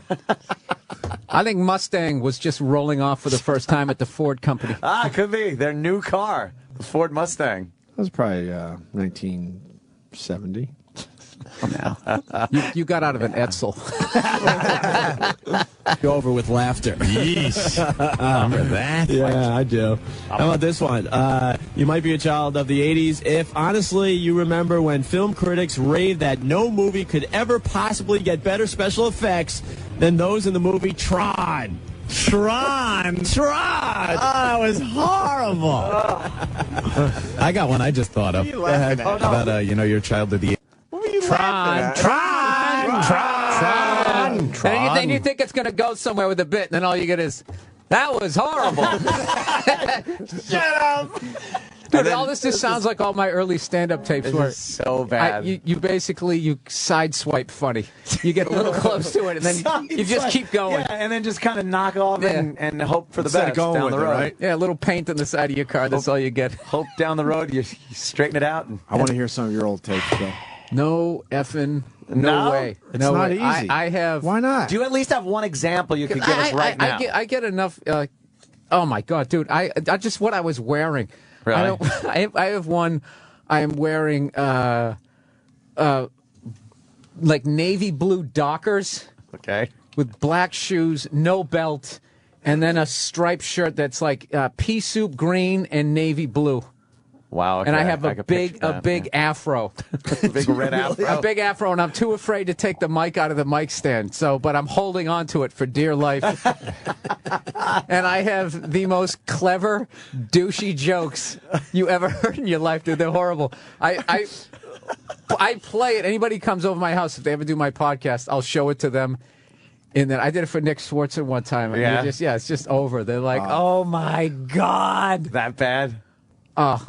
I got one of me bombing on local cable, like, some cable access shows, like my first TV gig. It was, I can't even remember the jokes. They were just horrible. We got to see and hear that, man. That's a great. Look at the velour shirt I was wearing as a young child. That's you, Anthony? That's Child me of the in 80s. kindergarten. That's my kindergarten picture. You can see the tang on the side of your lips. That's 69. Side of your mouth, I should say. Keep going. But, you're a child of the 80s if you remember Ronald Reagan speaking coherently. Very good. Oh, no, don't do Hello, it. AF. Who's this? Yes, Tom. Tom, what do you got? Tapes. All right, you know you were born in the 80s if you think Philip Michael Thomas is a celebrity. I got another one. I got 2 words for you. Quiet Riot. Well, Philip Michael Thomas was the black dude from Miami Vice. That got two big laughs out of you guys. Yeah, it was terrific. Black dude. Then I had to tell everyone he was Sam had to fucking chime in there. Then I had to tell everyone he was the black man. You also have Miami to. Vice. I enjoy, for instance, the transition between, for some reason, you guys talking It was and then seamless, you Sam. answering the phone. Seamless. It was seamless. It sounds like it happened at 2 different times. It was seamless. I had even though it was a skills. live call. Philip Michael Thomas was the black dude from Miami Miami Vice. Vice, Rico. Very good. AF, who's this? Hey, it's Eric. How's it going? Good, Eric. What do you got? When wearing leather pants were cool. Very good. Wait. The leather pants had to have about 100 different zippers on it, too. You had to have the zipper near the ankle. You were really cool if you had the leather parachute pants. Oh, exactly. Hey, take it easy. You guys are doing a great job. Thanks. I don't know why you're It's laughing cool. at what these guys are saying. Very good. I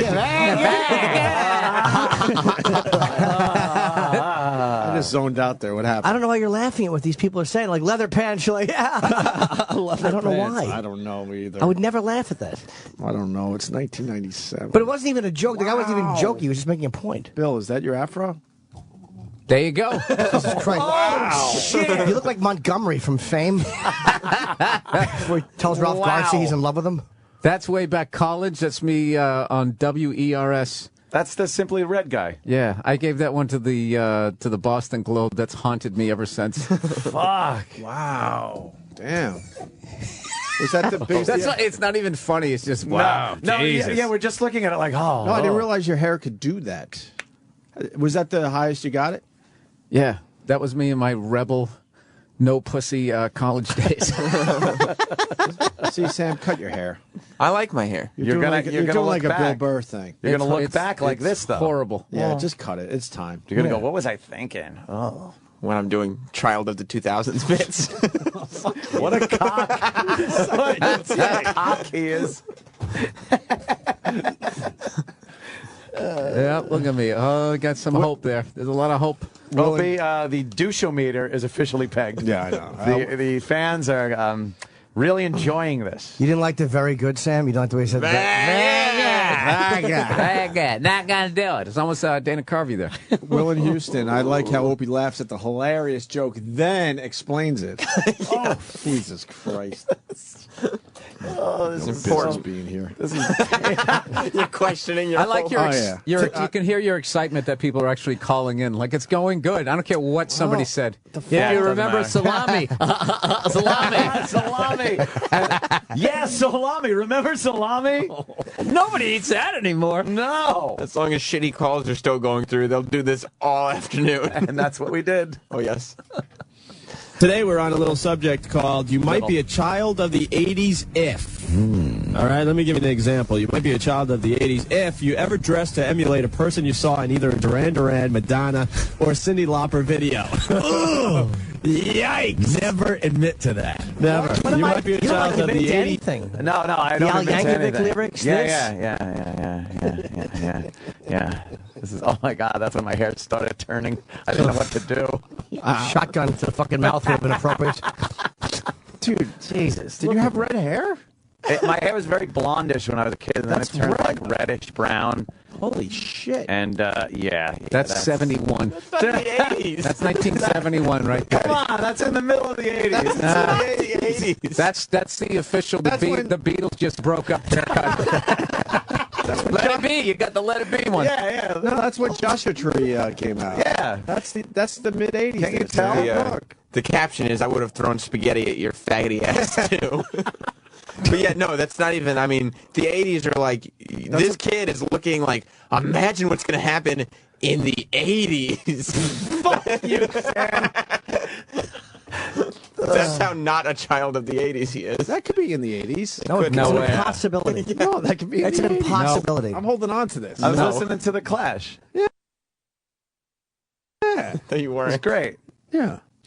Never admit to that. Never. You might be a child of the 80s if your hair, this is a good one, your hair at some point in time in the 80s became something which can only be described by the phrase, I was experimenting.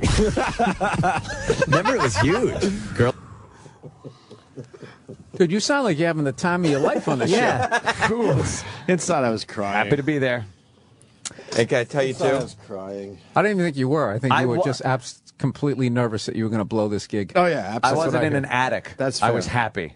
I was not in an attic, so I was just like, this is the best place ever. And I was fully expecting to be back in the attic. Yeah, but I got to be honest And with you should have been. I know. After hearing this. Exactly. I thought you said terrible. I was not even an attic. No, I wasn't in the attic. Of course he was. Oh, okay. Yeah.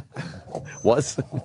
I couldn't deal with the thought that I was going to go back to knocking 10, and Yeah, we were extremely nervous. So I had to It was make a big afternoon drive gig. If I was laughing, everybody else must have been. We were Right. a lot older than our audience. But they weren't saying funny. Like, I wouldn't mind if you were laughing at a couple of jokes that weren't good, but you just laughed at anything that was from the 80s. Like, you know what I mean? If you remember 1983, yeah, it was before 84. That's Yes, stupid. there's no reason to laugh. No, because they're not jokes. And the Hey, other, remember that? Yeah, I do. the other thing that It's a crutch. you guys were told was not only Shut up, Sam. to not act your age, but to keep it local. Yes, yes. So I hope that everybody's prepared for Opie, the consummate broadcast professional, to bring in that local The angle. local angle, Local because flavor. They during the air checks, they used to tell us all the time, look, I like what you're doing. This is great. But you know what? You got to make it a little more local, guys. Just to remind the audience that you grew up in Boston in the 80s. You're I from did not do that. You didn't. You This would be a acted like surprise for me. you were from Boston. No. No, you didn't. No. Well, you brought in the local angle. I got to hear this. Oh, my God. I was experimenting. Remember, it was huge. Girl's hair was huge. Oh, it was so high. They had the peacock look. Actually, the 80s look hasn't left Revere yet. No. I think Revere is the only town in America that still has the 80s hair work. I've never been to Revere in my life. Yeah, someone told you that. There you go. You've never been there? Wow. No, I don't even think I've ever driven through Revere. Wow. But you're from Boston even- and grew up in the 80s. I couldn't point out Revere on a map. And that was the hackiest reference Was it? Yeah, in stand-up. So- that was the one that you said in the Boston area. Like, oh, is this guy from Revere? Yep. All right, so someone obviously told me that. Yeah, of course. Yeah, that's the hacky. But you can fucking- hear it in him that he has no idea confidence. what Revere is, where it is. He's just throwing it out there. Is that good? It's local, right? Almost like someone's talking in an earpiece and he's trying to get past through levels of security. What's the password? Revere. Revere Yes. Hoo-ha. would be the hack town. Only town in America that still has the 80s hair working, where it's that peacock look. It's really high on top, but real flat. If they turn sideways, they only have like an inch of hair that goes all the way up. They were just getting height, pure height. And then they'd take a little wisp of like waterfall bangs that would come down and like an awning. It was like a front awning. What the hell were they thinking? That still happens in Revere. That's the sad part. AF. Hey. That was That's great. You went back to Revere again. But that was a table pounding. Like, he said, like, yeah, it's just an inch, and I heard. You heard that, did you? I sure did. Yeah. Bill was right. They did good. Opie reminded everybody. Revere. Local. Massachusetts. That's going to be great for the air check. They're going to say, yeah, you went local. I like that. Yeah. This is just two guys from Massachusetts who grew up in the 80s. Yep, just relating to the other kids. They couldn't be less like their listeners. Abuse. And I like this part.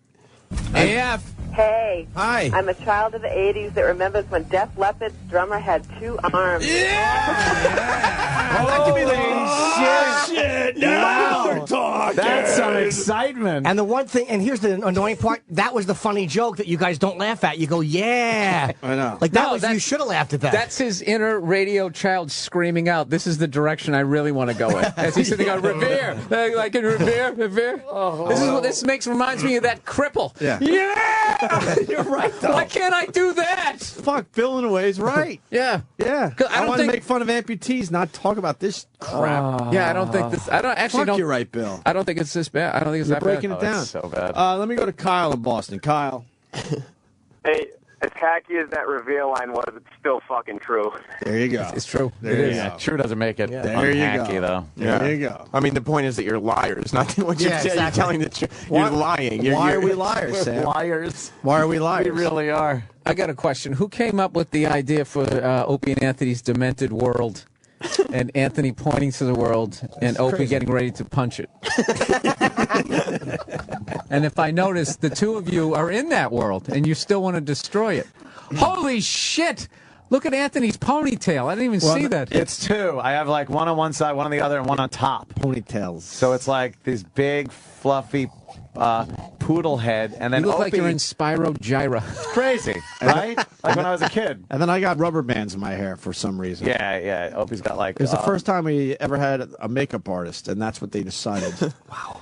I don't think they were. And you guys were artists. just like Happy to be there. Hey, why not? Cool. Look. You're going to do our hair? It's a demented world, We're doing a isn't photo it? shoot today. It's demented. I It's think it was our- crazy. I think it was our first photo shoot, right? Opie, Wow. get mad at the world in this one. Get mad at the world. Yeah. Why would we punch our world? Because that's basically what we're saying. You're This is demented. our It's world. demented. It's like Bizarro, but different. Hope nobody can tell that we're liars in this picture. Is that what we're thinking? Yeah. I hope our fucking. Why does that picture our say we're lie isn't liars? exposed? I just hope nobody could tell that we're massive phonies. That's why they had Anthony put his arm up so you couldn't tell he was already in his 40s. Come on, I was not. I will not take that. Because there was nothing about you guys that was like, you didn't really look like that. Like, you guys No. didn't do your hair like that normally. No. You aren't crazy, wild guys. You're If you probably notice, nice too, dudes. I'm You out live of my with an old lady. mind. Wild. I'm wearing a Lollapalooza shirt. Yeah. Right. In that. Yeah. Oh, God, that's Yeah. You're just trying. Because the kids would be wearing their Lollapalooza shirts. Of course they would. By the way, I had that exact same T-shirt, and I used to wear it thinking I was out of control. But I Yeah. was also in 8th grade or 7th grade at the time. Who wasn't? Right. Yeah, so were you, now that I think about it. In That's right. Boston. We all fucking were children of the 80s. Right. Yeah. That could be the best of the day. That could be the direction my career could go in. That's what I want to do. Marblehead. Speaking of flash Lemonster. dance, remember when all the girls in the 80s thought they were cool because they'd wear the leg warmers to school? Oh, my God. Who did there? That was Anthony's. I did a No, yeah. but his- I did a but he did his better. Who is doing the horrific pothead voice right there? Me, that's what I'm trying That to tell was you. Play that again. Opie and I, Remember when they wore the leg warmers, man? And how long had it been since you had smoked pot? 90. So that's 7 years Yeah. since you had smoked pot. But you sound like Dave's not here. Yeah. Yeah. 7 Yeah, but you had years. your clarity at 35. It's 7 years later. I'm too old for this. I really gotta. This is so bad. You're not from Boston, you don't smoke pot, and you weren't a child of the 80s. Sam's over there just collecting lies. The evidence. That's why you reacted to that. Oh, He's he just had two collecting arms. lies. Yeah, I didn't. At this point, I haven't had a drug in my body for 21 years. Yeah, let's hear that clip again. That's I a don't good know how to point. do it though. The splash dance. Speaking of flash dance, remember when all the girls in the 80s thought they were cool because they'd wear the leg warmers to school? I like how he fucked it up too. He goes, "Where the leg Lego warmers." warmers. Lego warmers.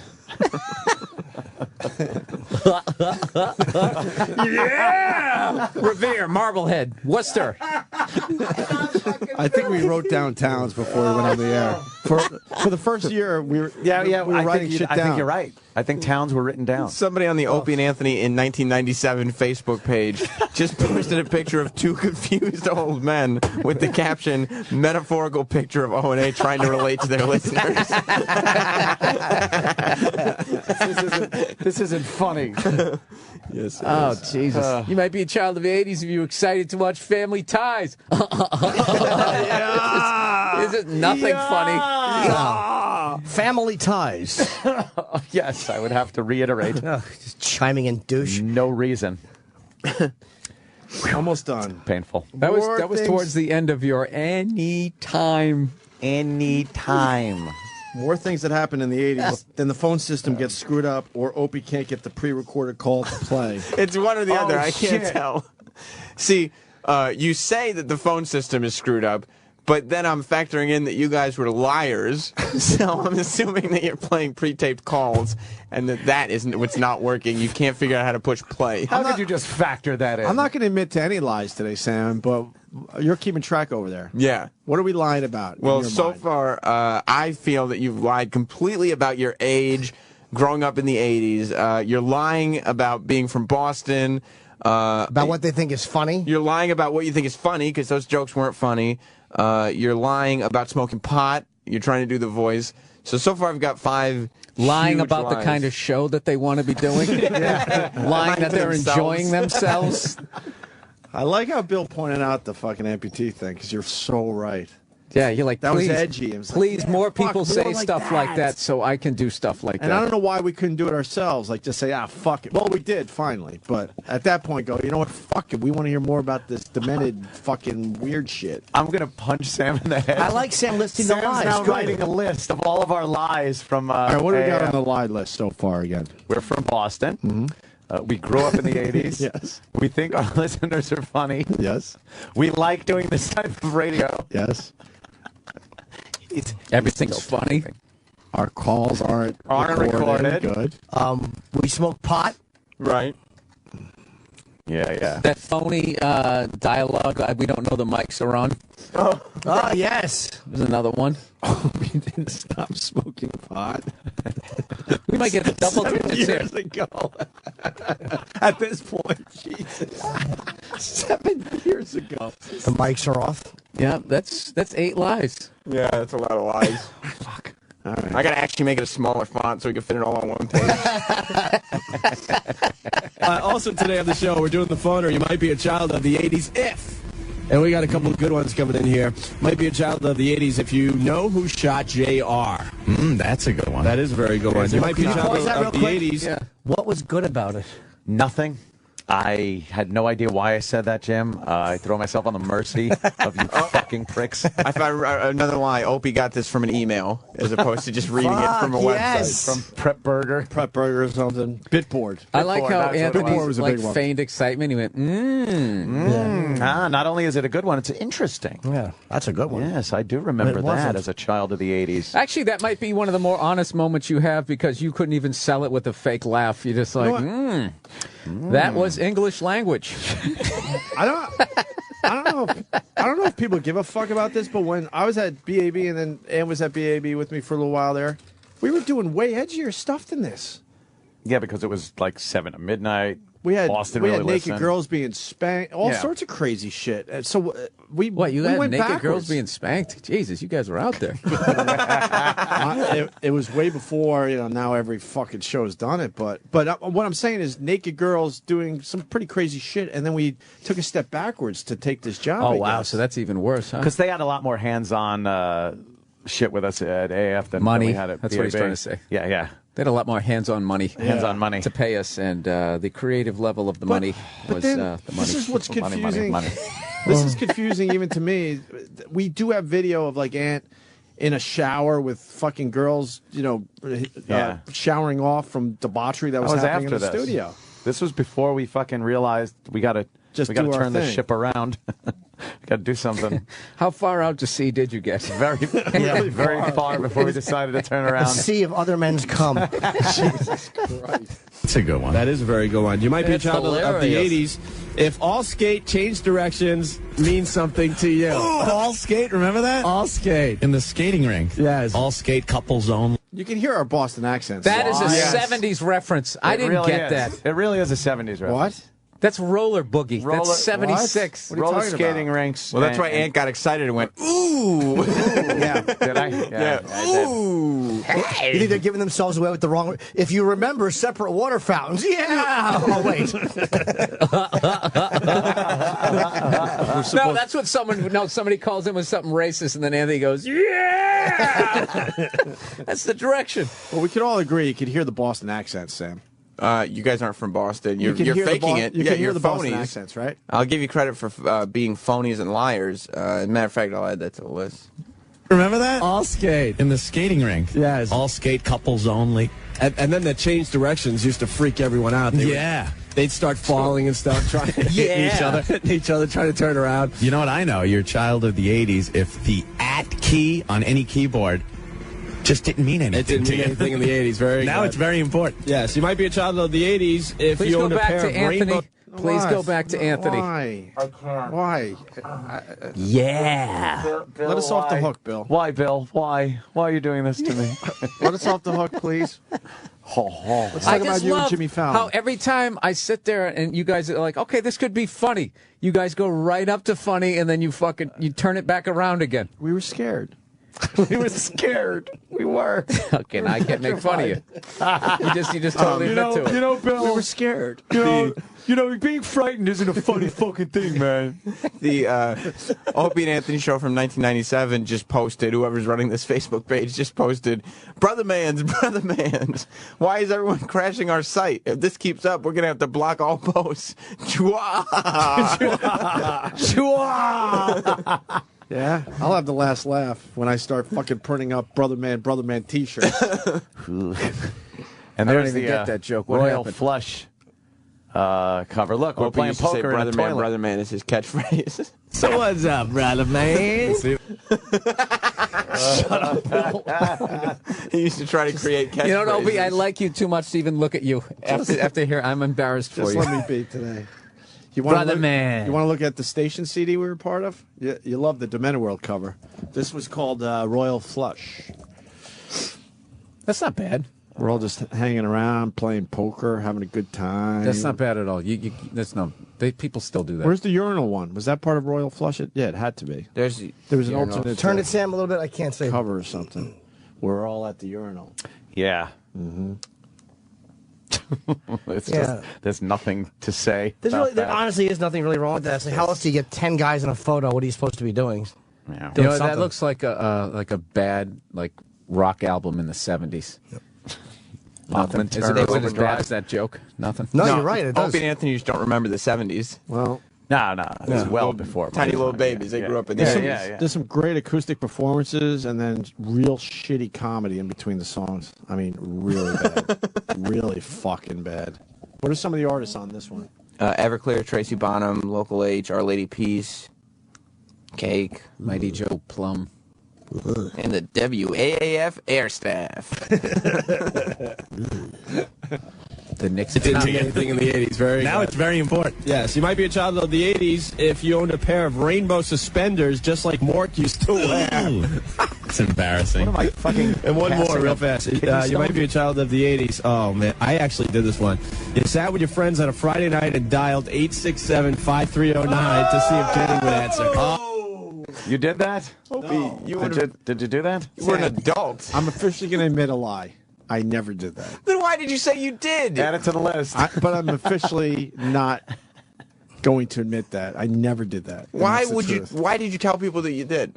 You want to be cool, like because the cool kids did, even though you weren't a kid in the 80s. People now are just writing Opie's a liar. He's a huge liar. But Ant is just as bad for enabling and just going along. Opie knows what he's doing. I'm going to lie right along with him. Could you guys look at each other while you were doing this show? Oh, yeah. We thought it was for some great. reason, yeah. They high-fived while every song was playing.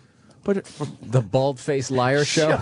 Yes. But who would ever think that would be cool to say on the radio? That, yeah, man, I used to call the number. I did that. Oh, boy. Oh, boy. What you got to do is, I think, when you listen to this kind of a show, you got to get into their demented world. You mean that, Bill?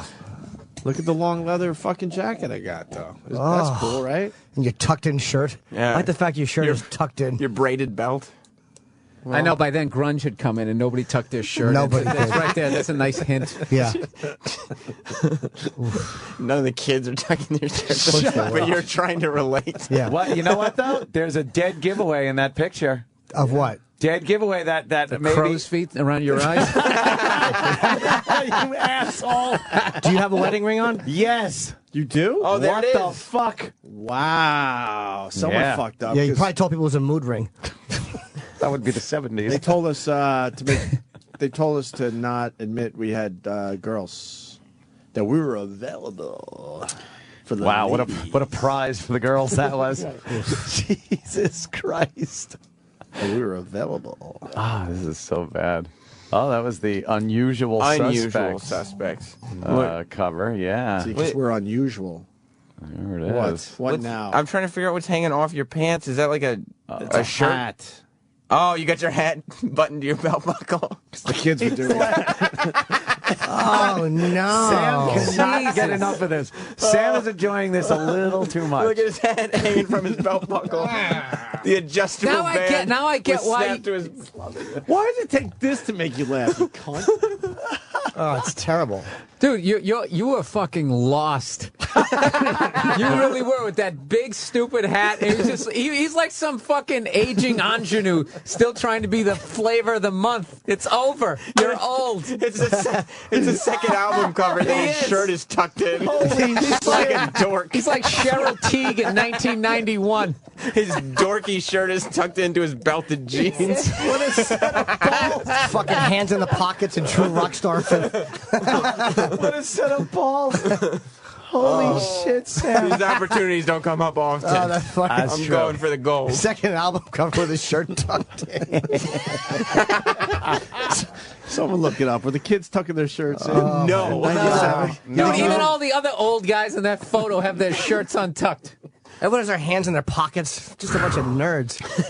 Geeks. That's fucking brutal. I know that guy in the end didn't have a real name. He had a nickname, whatever his name Rocco. was. It was, yeah. That was There's no way. Rocco. Rockhole. You just know, yeah. Yeah.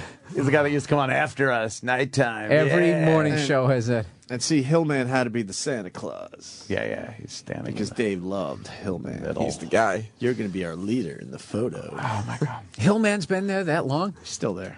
No, Whenever I go to Boston, I go out to the show. Then we'll shut up right there. Yeah, actually, I like I'm that not- guy. I'm not Why, gonna did you blow guys up have his bad spot. blood? I think he's hilarious. I think he's a dick. No, you don't like him? Nope.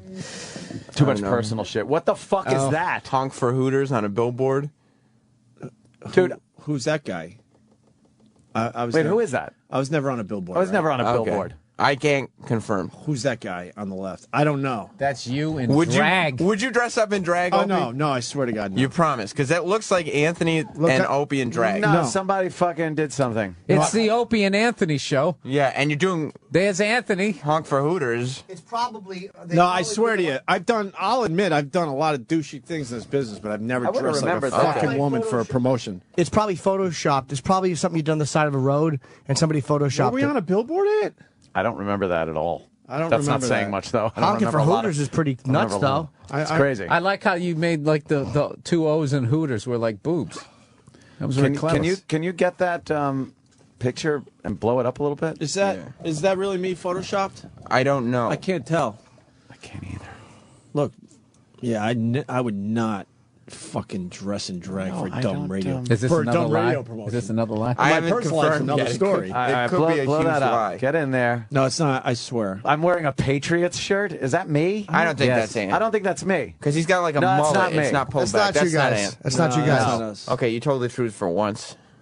Yeah, it's not you. That's guys. totally remember- Anthony. That was scary. I remember we No, it duct taped our intern to a pole and left him there. Jesus Christ. See right there, you got right up to fireworks. You got right up to the funny. It was funny. I was just saying because we tied a kid to a tree and threw That's great. fireworks at him. See, you had the idea. We actually duct taped him and took the ladder away, so he was just fucking hanging from a pole, and we left him there and went home.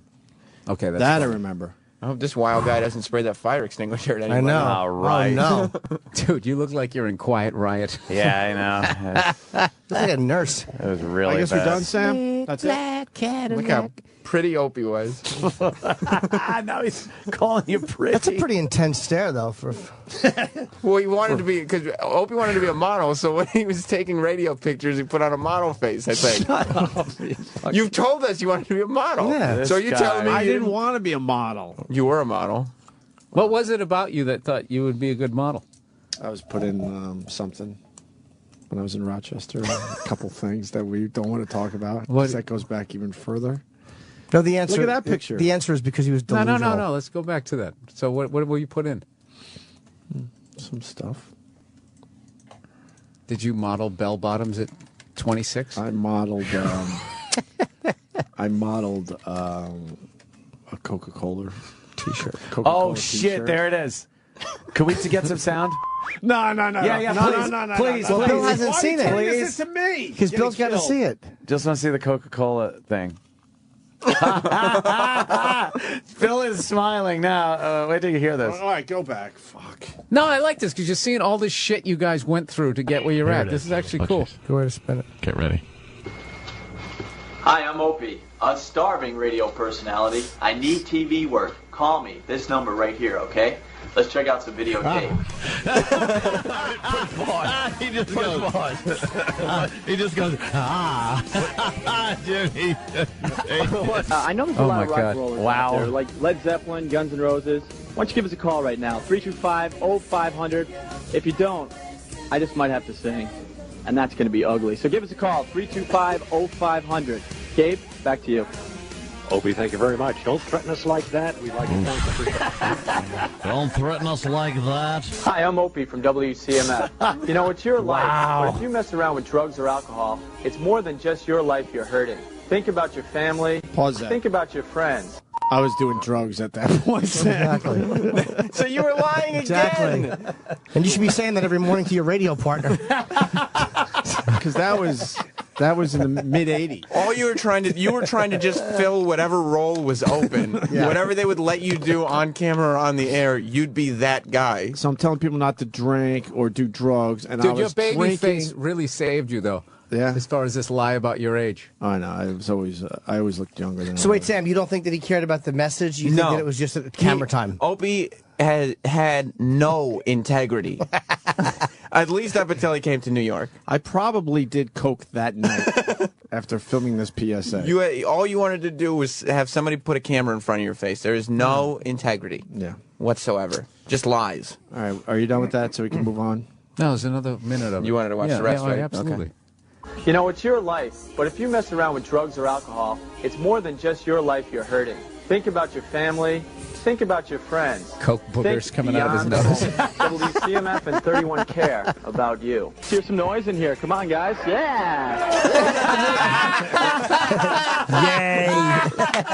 There's just little kids around you. They're like, yeah, so make some noise here. I swear they are 3-year-olds. Yeah, but dude, I can't make fun of you for this because this is the bullshit that you have to go crawl through. Yeah. Nobody wants to do this gig ever. That was local TV, Rochester, MDA telethon. Yep. That was the sound of a man hating himself. That was it right there. I was hoping it would lead to something. Not many years later, still doing radio. By the way, how quickly did you think you were going to make it in this business?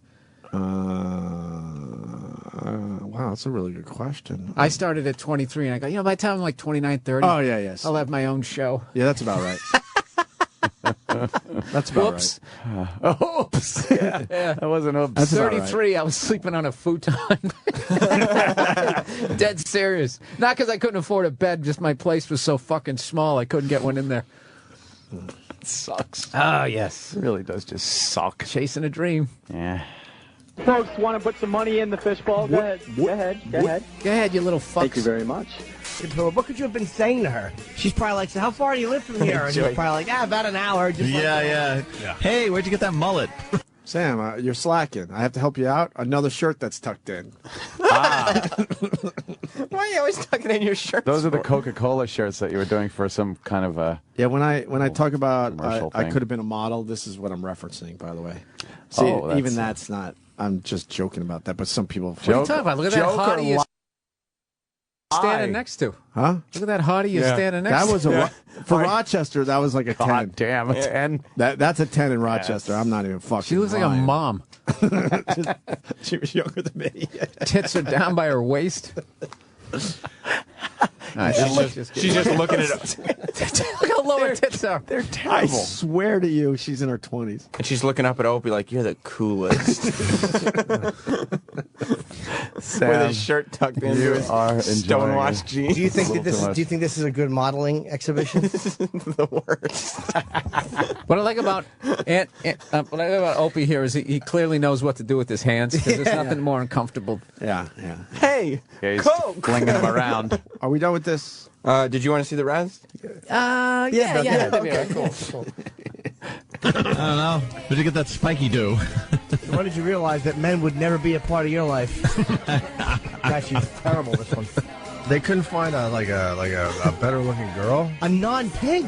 If you were a bottom in hardcore pornography, it wouldn't be as embarrassing. It's up on the ladder. Yeah, it's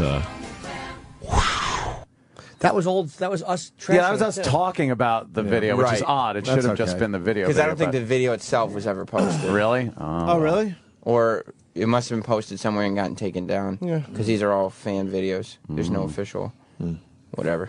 If you want to know, I was up on the ladder and I had to stay there until they raised a certain amount of money. You got to stay up on a ladder, yeah. I remember. Did you get down during the commercial breaks? You liar. You don't think he stayed up there the whole time? No, as soon as the camera was off, he just climbed right down and sat down on a chair. I wasn't an asshole yet, so I probably stayed up on the ladder. Here we go. I actually did this one. You sat with your friends on a Friday night and dialed 867-5309 to see if Jenny would answer. Ah, is Jenny there? But why on a why on a Friday night? Like, wouldn't that be like a Tuesday yeah, night? what would you make a night of that for? Even if she answered, who cares? Yeah, a whole fucking night, right? She'd answer and you go, Wouldn't you just call it once and that was it? The bit's over? Jimmy, he was adding layers to the comedy. Yeah, I guess so. On a Friday night. Plus, I mean, you never did it to start with, so you wouldn't have any experience to draw from. Is that when the kids did it? Yeah, you're trying to, because kids hang out on Friday nights, Jim. All the kids that are listening, I hear they hang out on Fridays now. Being a child of the 80s, you weren't old enough to drink yet, so you had to find some fun things to do at home. You weren't old enough to drink yet. Yes, you were. Dude, one of these days I'll show you my own my old stand. There's no way I would put it out there. It's really uncomfortable. You really don't have to. You don't have to put yourself through this excruciating shit. You just choose to. Yeah, why do we? I don't know why we do, but yeah. Because there's something satisfying about we shit on everybody, so it's fun to kind of get shit on. Yeah, man. Fuck Come full We've all been through it. It's humiliating. That was a good prank call in the 80s. Yeah. It's humiliating. Oh, you hear the dead space there? That was supposed to be comedy. Oh, that was supposed to be. That was supposed to be comedy. A phone call, right? No, going with Bill's thing. We were. Yeah, there's plenty of room for comedy, jokes, some laughter and jocularity. I know what happened there. No comedy, so now I'm going to blame it on the phone. It's like, oh fuck, something's going on here. But there was supposed to be comedy. I actually thought that was the best piece of the segment so far. Listen, it's your concept, Bill, where we got close and then said, no, we can't do this. Listen. That was a good prank call in the 80s. Yeah.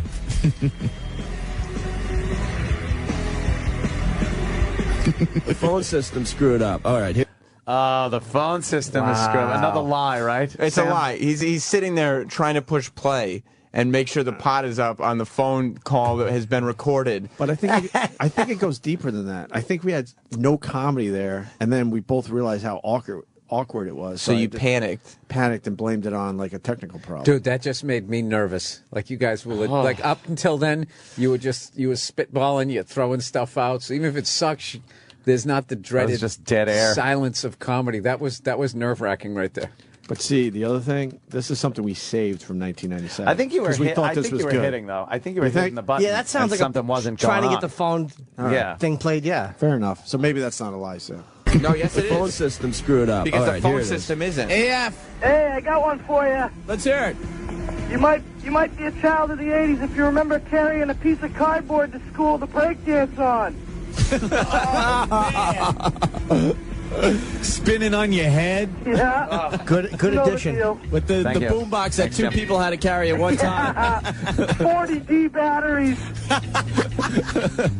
Good job, dude. I hate the forced jocularity. Like everybody's just having a fucking laugh party. You guys both wanted to call that guy a douche because the way he said it. You remember bringing a piece of cardboard to break dance on? You would have been like too long, asshole. I was just thinking, good thing you got those phones working. You got that thing on the air. Immediately. Otherwise, Phone's not working. Call her. Hi. Yeah, and it's amazing that these callers have such bad jokes, but they're so good with timing on the air, making sure everything's quick and to tight, the point. Right? Yeah, nice and tight. Anthony sounds distracted during this, like you're fucking online trading and you're just like repeating key phrases like when a chick is yelling at you. Fucking spin on your head. Yeah, I know. I know. And then we go into I'm so happy. No, we weren't. No. My God. We were so confused. All right, I've had enough. Ah, there we go. We got one more clip. Because Anthony has some new sound effects. Oh, no. Come That's on, right. man. Don't end with Luckily, me. there's a fact about I love how he pulls his hat down on the radio as if anybody can see him. No, because I can't look at you guys. That's all right. We're not It's gonna so look funny. embarrassing. I'm just going to stare right into your eyes, Anthony. No, please, Bill. Luckily, there's a facts about the 80s that segs into them nicely. Oh, good. See, this clip, it just left me befuddled because you teased that Anthony had new sound effects to do. Then you read the facts, and then you acted as if the It sound was effects spontaneous. organically. But you already announced that I didn't even understand what you were going for. We're looking at 1997. That's right. To conclude Jocktober for the people just tuning in. Here's the final track, thank God.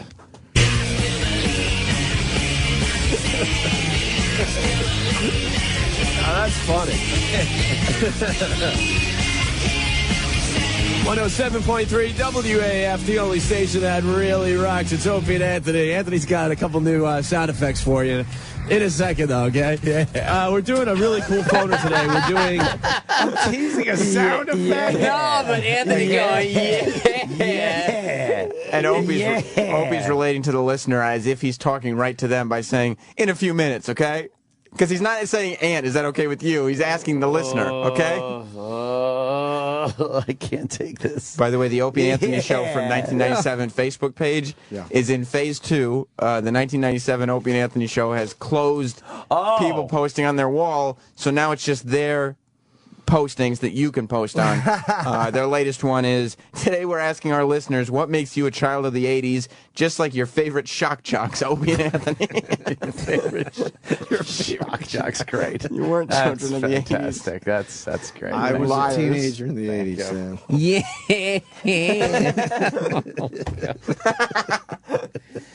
Oh, it's joyless. Effects for you in a second, though, okay? We're doing a really cool phoner today. We're doing, you might be a child of the 80s if. And you fill in the blank. You might be a child of the 80s if you had a ringside seat for Luke and Laura's wedding on General Hospital. Oh. Remember that fiasco? You might be a child of the 80s if you spent endless nights dreaming about being the Bionic Woman or Wonder Woman or the $6 Million Man. Got a fax here from some guys. That's all Got a couple 70s 90 shows. Yeah, Those are all shows from the 70s. You just don't remember. What the fuck is that about? You just, that's what your lie is unraveling. You know all the words to the Partridge Family. If you think all cops are named Sound Barney effects Miller. coming up in 2 minutes, guys. Sound effects. This is painful. Our lives are falling apart, Sam. Yes, because you're thinking of things that you're like, okay, well, that occurred a while ago. I mean, I wasn't a kid, but I wasn't a kid in the 80s either, so. You remember Evel Knievel's big jump over the Snake River Canyon? We thought a Ford Pinto was a safe car. Yeah, the Anthony, listener- got some sound effects for that one? At that point, the listeners are like, what is a bionic? What shows are they talking about? I never You watched grew up any on of those. Hogan's Heroes, you fucking liar. F Troop. Yes. I'm the worst. The listeners are just starting to ask, how old are these guys? Like, what show is that? The Bionic Woman? Who thinks of her? So maybe we should have cut the bit. Yes. Anthony was watching TV before they ended it with going, in color. The following broadcast is in living color on NBC. You might be a child of the 80s if you remember when cigarette companies sponsored comedy hours. Oh, just posted on their Facebook page. Ant's got new sound effects. Tune in soon to check out the wacky noises. This sucks. This hurts. This is bad. Woman or the $6 Million Man. Got a fax here from some guys. Got a couple. 90% of your album collection was from K-Tel. You had the Kevin 70s Bacon again. footloose haircut. And Dad bought Beta instead of VHS. Oh, Ouch. yikes. Very good. Here's Ouch. another one. Ouch and Another yikes. fact came in. You might be a child of the 80s if you remember trying to guess the episode of the Brady Bunch from the first scene. Hey, I used to 70s. play that game. Did you really? I never played that game. Ew. Can I make an announcement? Yes. I don't think there was any facts because this is the topic that segs into Ant's sound effects. And I believe if you listen to the way you said it, and we also got one more fax in. Yeah. I believe you're lying and that there is no facts No that facts. brings up the Brady Bunch because Yeah. why would anybody associate the 80s with the Brady Bunch? Yeah, just for the record, the 80s were, the Brady Bunch was late 60s, early 70s. Yes, exactly. I believe it came Late on 60s. right after the Monkees went off the air. I don't think. Dude, you guys, it's almost like a serial killer that wants to get caught. You're just leaving all these fucking clues. The pressure of this fucking lie is just crashing down on you. I never even thought this deeply into it, but you're making complete sense. Yes. There was no facts about the Brady Bunch. I officially don't know, but Listen I to know the- I didn't play that dumb Brady Bunch game. Listen to the clip, and you tell me honestly. If you thought a Chevy Vega was a sports car, We were serial killers hoping to get caught. That's perfect. There was no facts, yes. Jeez, that's a long list of lies. So many. Brady Bunch from the first scene. Hey, I used to play that game. I used to think I was the only one that did that. Me and my sister would hang out, and the Brady Bunch would come on, and right from the shot of the house, and I go, oh, this one where Greg, Peter, Bobby, go. I knew exactly which one it was. How far did he go with that lie? I like how he's stammering. Me and my sister. I'll go with my sister. Yeah, we used to do that. And then the house would come up. Do. Opie, save me. Woozy. I'm woozy. Listening to this. Literally, I'm woozy. Here's what happened. Anthony had Brady Bunch sound effects to do because they're coming. Anthony he had Brady Bunch sound effects to do, so he told Opie about it, and Opie thought this was so good we have to fit it in now, so let's just tie it into this 80s bit, even though there is no facts about it because it has nothing to do with being a child of the 80s. Nothing. Was do one of the sound effects? No, but it's close. No, I said the song. Guaranteed it'll be, the fucking... It's going to be the keyboard. Tiki, and it's going to be the whistle. Oh, Anthony, it just keeps getting better. Do you think the sound effects are going to be using the slide whistle? Yes. I bet. And there's going to be 2 whistles. You know this. 2 whistles. You remember it. It's starting to come back to you. 2 whistles. I can't. It's nothing to do with the 80s. Yeah, see. Nothing. I still got it. They were rerunning the Brady Bunch in the 80s. They did it in the 90s and the 70s. It doesn't matter. I know, but like Child of the 80s is like it should have been something from Rubik's Cube. How did that never come up? There's never you know been- why? You were too old to play with them. There's never been anybody who associated the 1980s with the Brady Bunch ever. I knew exactly which one it was. Remember that one where they with the UFO? The UFO, of course. Yeah, they were faking that there was a UFO to fool Bobby, and the Air Force got involved. And I think Greg had the flashlight and the little whistle. It went.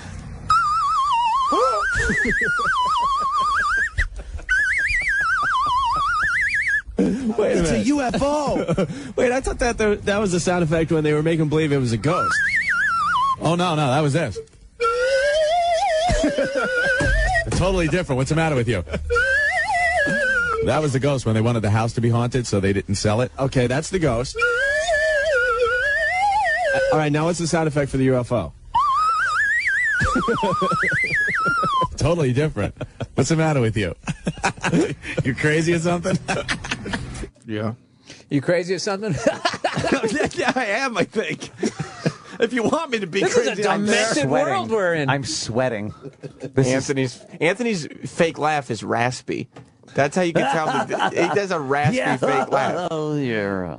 Opie, after hearing that, do you think there was a fax that came in about the Brady Bunch? No, that was a radio segue into something I thought might work. So you're admitting And did it it? was a lie. And maybe it did work for the time. I don't even know. It didn't work. I would say that. No, it didn't. No, it didn't. For any time, it didn't work. And all the people listening to WAAF were like young rock kids. None and never watched the Brady Bunch. Yeah. Of course not. Then how the fuck did we have ratings? I don't know. I don't know.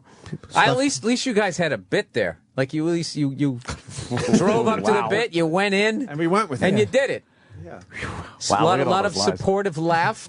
But I didn't like in that bit, by the way, when you said, isn't that the ghost? And you immediately had that other whistle. There wasn't a fucking time for a breath. And you had that whistle. Yes, The Jimmy. ghost whistle. I think I may have known in advance that I was going to do that. Had you guys discussed, okay, here's how we'll come out of the 80s bit and be able to get to your Brady Bunch sound effects? Why would That's a lie, by the I way. think the conversation was a little more panicked than that. I think. How are we going to fit the Brady Bunch? Yeah, do that. That'll take up 90 seconds. 90 seconds. I don't think that wasn't. We weren't that bad. allowed to talk more than 5 minutes an hour, so that was our best stuff. And this CD was pressed to be sent out as like this is This will get us a bigger gig. Opie and Anthony show. Yeah, here's a little example. Yeah, of what we could bring to your market. Just a little piece. That was a Taste. demo? Yeah. No, it was. It was a show. New York. I don't know if you've heard what's going on in Boston, but I got something to play for you. It wasn't officially. It was something you sent out though. Something we thought was good though. Oh, what didn't make that No, I tape? never sent that out. What It was prepared to be sent out. No, it was never going to be sent out. Maybe parts of it, maybe. I don't know. Why am I even trying to defend this? Yeah, it's just... what are the lies? Because that was it. So far, I've got... no, there is no so far. I mean, we're done. if the other guys Officially, can think of other Jocktober lies that I is missed. done. That was the last track, Sam. Thank God. Lies. We're from Boston and have accents. We grew up in the 80s. We think our listeners are funny. We like doing this type of radio. Our calls aren't recorded during the songs. Opie didn't stop smoking pot 7 years ago. We don't know when the mics are on. That's the Opie worst got the one. list from a listener email. Opie called 867-5309. We're single. There are any problems whatsoever with the phones. There was a fax about the Brady Bunch, and Opie played the Brady game. It's not the Brady game. The Brady game. Yes, it was. I just knew that he did some, fun Brady Bunch sounds. Oh, yeah. Hilarious. That's it. Jocktober is officially over. How did you come up with those sound effect bits? Well, Bill, if you got some time. Yeah, just interest me. Take us through your process. Well, I take things that people just normally look at as everyday items, and I'm able to turn them around into I want the real comedic shit. genius. I want the real shit when you were sitting at home in your apartment. Yeah. Did you run it by him over the phone? Do you think this is funny? No, I think I was just fiddling with the fucking tootly horn, the tootly whistle. In Nervous the studio. energy during the break, yeah. I was like, oh, this sounded like, that ghost thing. Then Opie's eyes lit up and was like, we're doing that. We're coming out of break. We're doing that. That's gold. right. It's gold. That's right. We're doing it. It's fucking painful. We got one more thing to play for to end Jocktober. Yeah. A look back at this year's Jocktober. Thank God. So it cleansed the palate.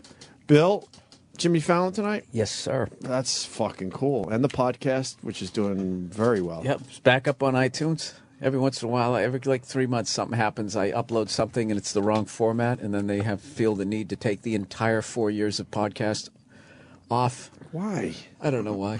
I don't know why. I have no idea why, but then I have to have a bunch of... And then what I do is I try to let other people handle it, and it doesn't work because evidently the email has to come from me, is what I've learned. So basically, if I would have gotten off my ass and just handled it from the first day, it just would have been a 3-week blip instead of 3 weeks. Wow. Damn. Yeah. But you're back up there. Good. That was pretty boring. People love fucking Burr's podcast. Tony Iommi is going to be He's up. here, yes. Oh, he's here? Yes, just got here. Okay, so why don't we do this? Bill Burr on Jimmy Fallon tonight. Bill Burr on Twitter. Podcast, of course. We look back at this year's Jocktober with this. $5,000. We were going to give it away, but it disappeared. Kind of a funny story, if you... You should never say kind of a funny story.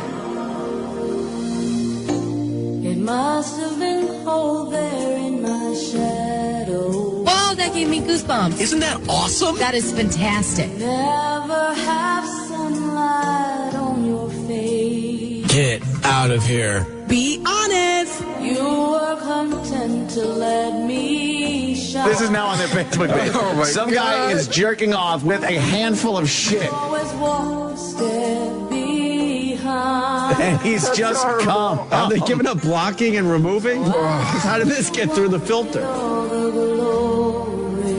then it says, Could be the worst gotta picture I've have my ever bowl, seen. gotta get my cereal. One with all strength. Well, if it isn't the dim-wit duo. A beautiful face without a name. It's not very nice.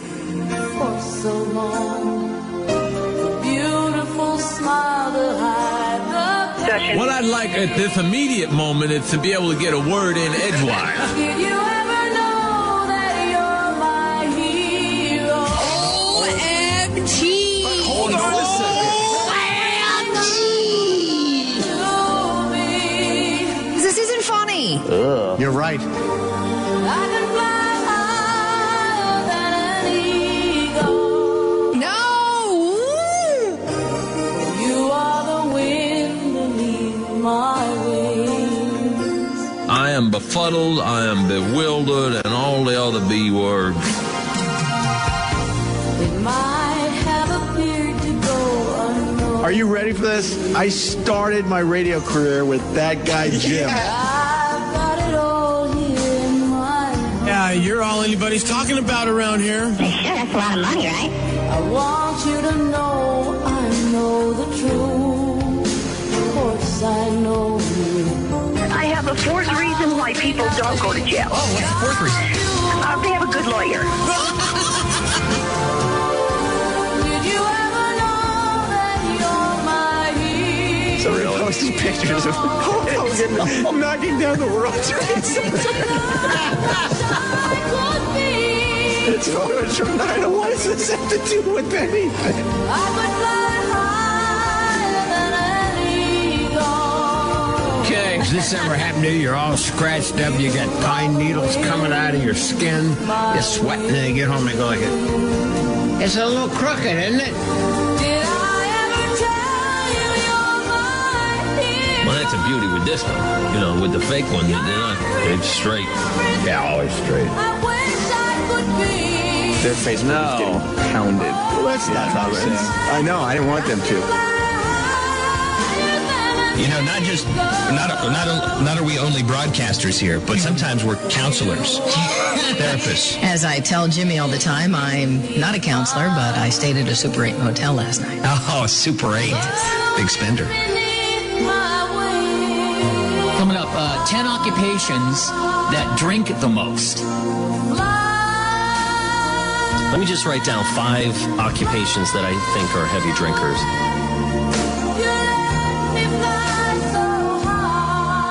According to a recent survey, what occupation drinks the most? I've got the top 10 occupations that drink the most, according to a recent survey. Okay, I got the top 10 occupations that drink the most. Excuse me, what is the number 1 occupation? Thank God for you, the wind beneath my wings. Oh.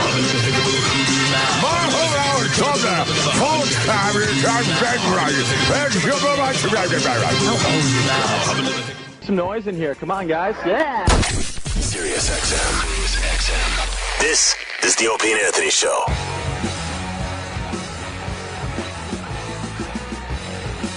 Got Bill Burr in studio, and also Tony Iommi is making his way into the studio. Okay. Legend. Here we Fuck go. yeah, Of legend. course. Here he comes right now. Of course. Tony! It's Tony. Hey, how are What's you? up, Tony? man? Hello. Oh, I didn't know you were here today. How are you? Yeah, sure. Welcome to the show, man. Bill Burr to your right, Tony. How are you? Very How are funny you? man. Nice to meet you. Nice to Can't see believe you. I'm sitting next to you. That's rock royalty. Huh? No. I won't make it weird. I won't make it weird. Don't worry about it. Is this your first interview of the day? Yes, it is. I hope so. It's First early. one. First one. You're known for hating getting up in the morning. Me? No, Yeah. I get up in the morning. I love it in the morning. I get up. Do you really? Yeah. We tried to get you in one time. They're like, no, he doesn't like getting up in the morning. Good excuse. When I'm at home, I'm up at about 6:20 in the morning. That's not early for you lot, but it's early. No, for it me. is. It's early. Is it? We have to be here. Yeah. It's amazing. I obviously read the book. I loved it. You start the book talking about, like, on the first page, you're working in a factory, you're going to quit, and your mother says, nah, go back, finish out the day, it's the right thing to do. And can you describe the rest of the day? Because you were about to walk out. The rest of the day was awful. Yes, I went back after lunchtime and they put me on this machine that was a press, really, that bent metal, because I used to do welding, electric welding. And so I had to bend the metal myself and then weld it, basically. And just this one, I was on it a couple of hours, it was fine, and then suddenly, bang, the thing came down on my hand as I was pushing the metal in. Whoa. And it just squashed the ends of the fingers, basically. And as I pulled my hand back, I pulled them off. Oof. How much finger did you lose on the, because you're a lefty, so on the right hand? Yeah, well, I lost, a fair bit off the 2 middle joints. And they planted the nail again, put that back in. So now this happens, you're already playing guitar. I was playing guitar, yeah. I was about to leave that day to turn professional and go to Germany with a band. And, oh, my God. What went through your head? You just went, it's over. That was it. I mean, that's why I was finishing the work, and I thought, well, yeah, next week I'm off to Germany, and it all went very wrong. How long did it take for you to heal and even to begin? Did you immediately lose hope, or were you looking down going, maybe? No, I sort of got, that's it, it finished. And of course, I saw different doctors, and they said, oh, forget it, you'll never play again. That was their attitude, not we'll do something for you. Did you consider playing right-handed? Maybe you could strum or anything? I did, funny enough, because it seemed like then I'd been playing a long time left-handed, which wasn't that long now. Right. But at the time, it seemed like, 3 years seemed a long time. Wow. How long was it before you picked up a guitar again? I tried, even though I was bandaged, so it's not that right long. away. So I was trying to play, and I did learn to play more with my two outside fingers. And wow, that's a hell of a story, a hell of a way to start a book. Yeah. No, just the fact he was going to quit that day. I know, right? Stick it out. Stick it out. It's good, great. I just couldn't believe it. I just couldn't believe it after all the things that my mum. Of course, my mum obviously felt really bad then because she sort of made me go back to work. Well, I love your mom because without that terrible mood, there'd be no Sabbath. It's the greatest thing because you would have been off with that other band. So it's like kind of great for me that happened. Well, it sort of made me, it made me create a different sort of style of playing. What was that other band? Did they ever become anyone?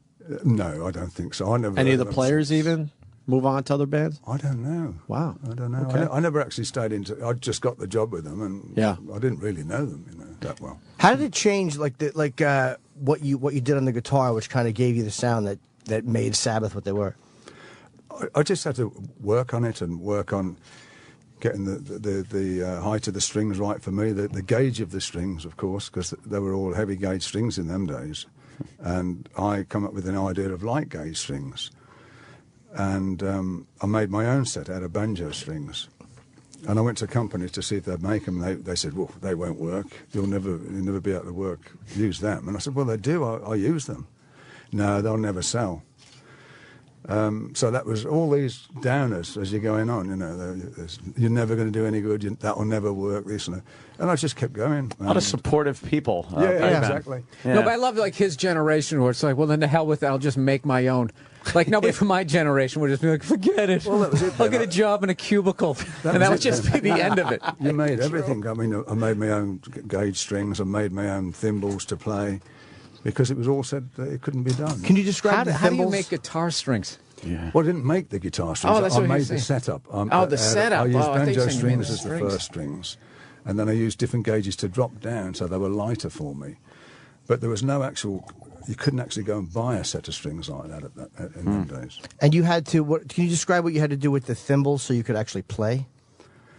I got a fairy liquid bottle and melted it down into a ball, and I got a soldering iron and just sort of heated it up and melted the inside of the ball, and then so it fit over the finger, and which took a long time, before it fit, and it was sore. And I just sat there for days, just rubbing it down to make a shape of a finger. And then, of course, I couldn't play with it because it'd slip off the strings. So I had to find a material that would grip the strings so I could bend them and stuff. And at the end of the day, it was leather. And it was from my old 70s leather jacket that I had. I cut it to bits to use the leather, and I couldn't find anything else that would work. So you made basically you had your fingers cut off. That's unbelievable. You made your own fingers. Right. Holy shit! Yeah, and I still use. It's still the same thing today. I know they make them for me now, but It's still the same. It's still very Heath Robinson job, you know. You still using the same jacket you said too in the book, or you had it for many years? The same jackets to use for the thimbles. Yeah, I've got a small piece left now. Cut it to bits over there. I mean, it's over the years, 40 yeah. years. It's Wow, that's lasted a a lot of long time, leather. hasn't it? Damn. So did that change the way you actually? Because the sound you came, what was the sound you made? Because like metal didn't exist, and it's just like that gong or whatever. That's a terrible impression of a Sabbath sound. By the way, I liked it. I liked it. That was good. Gong. It was more of a fucking gong that you'd hit. Well, that's probably wow. Yeah, it was.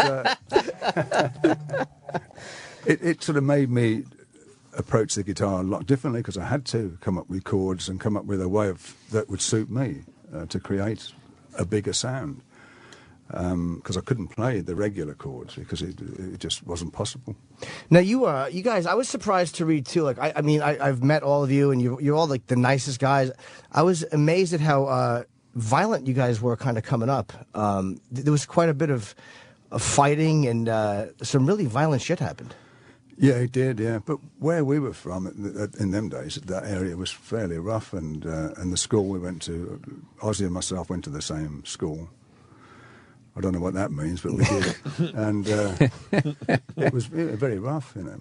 So you took martial arts. I was surprised to learn that. Do you still practice them?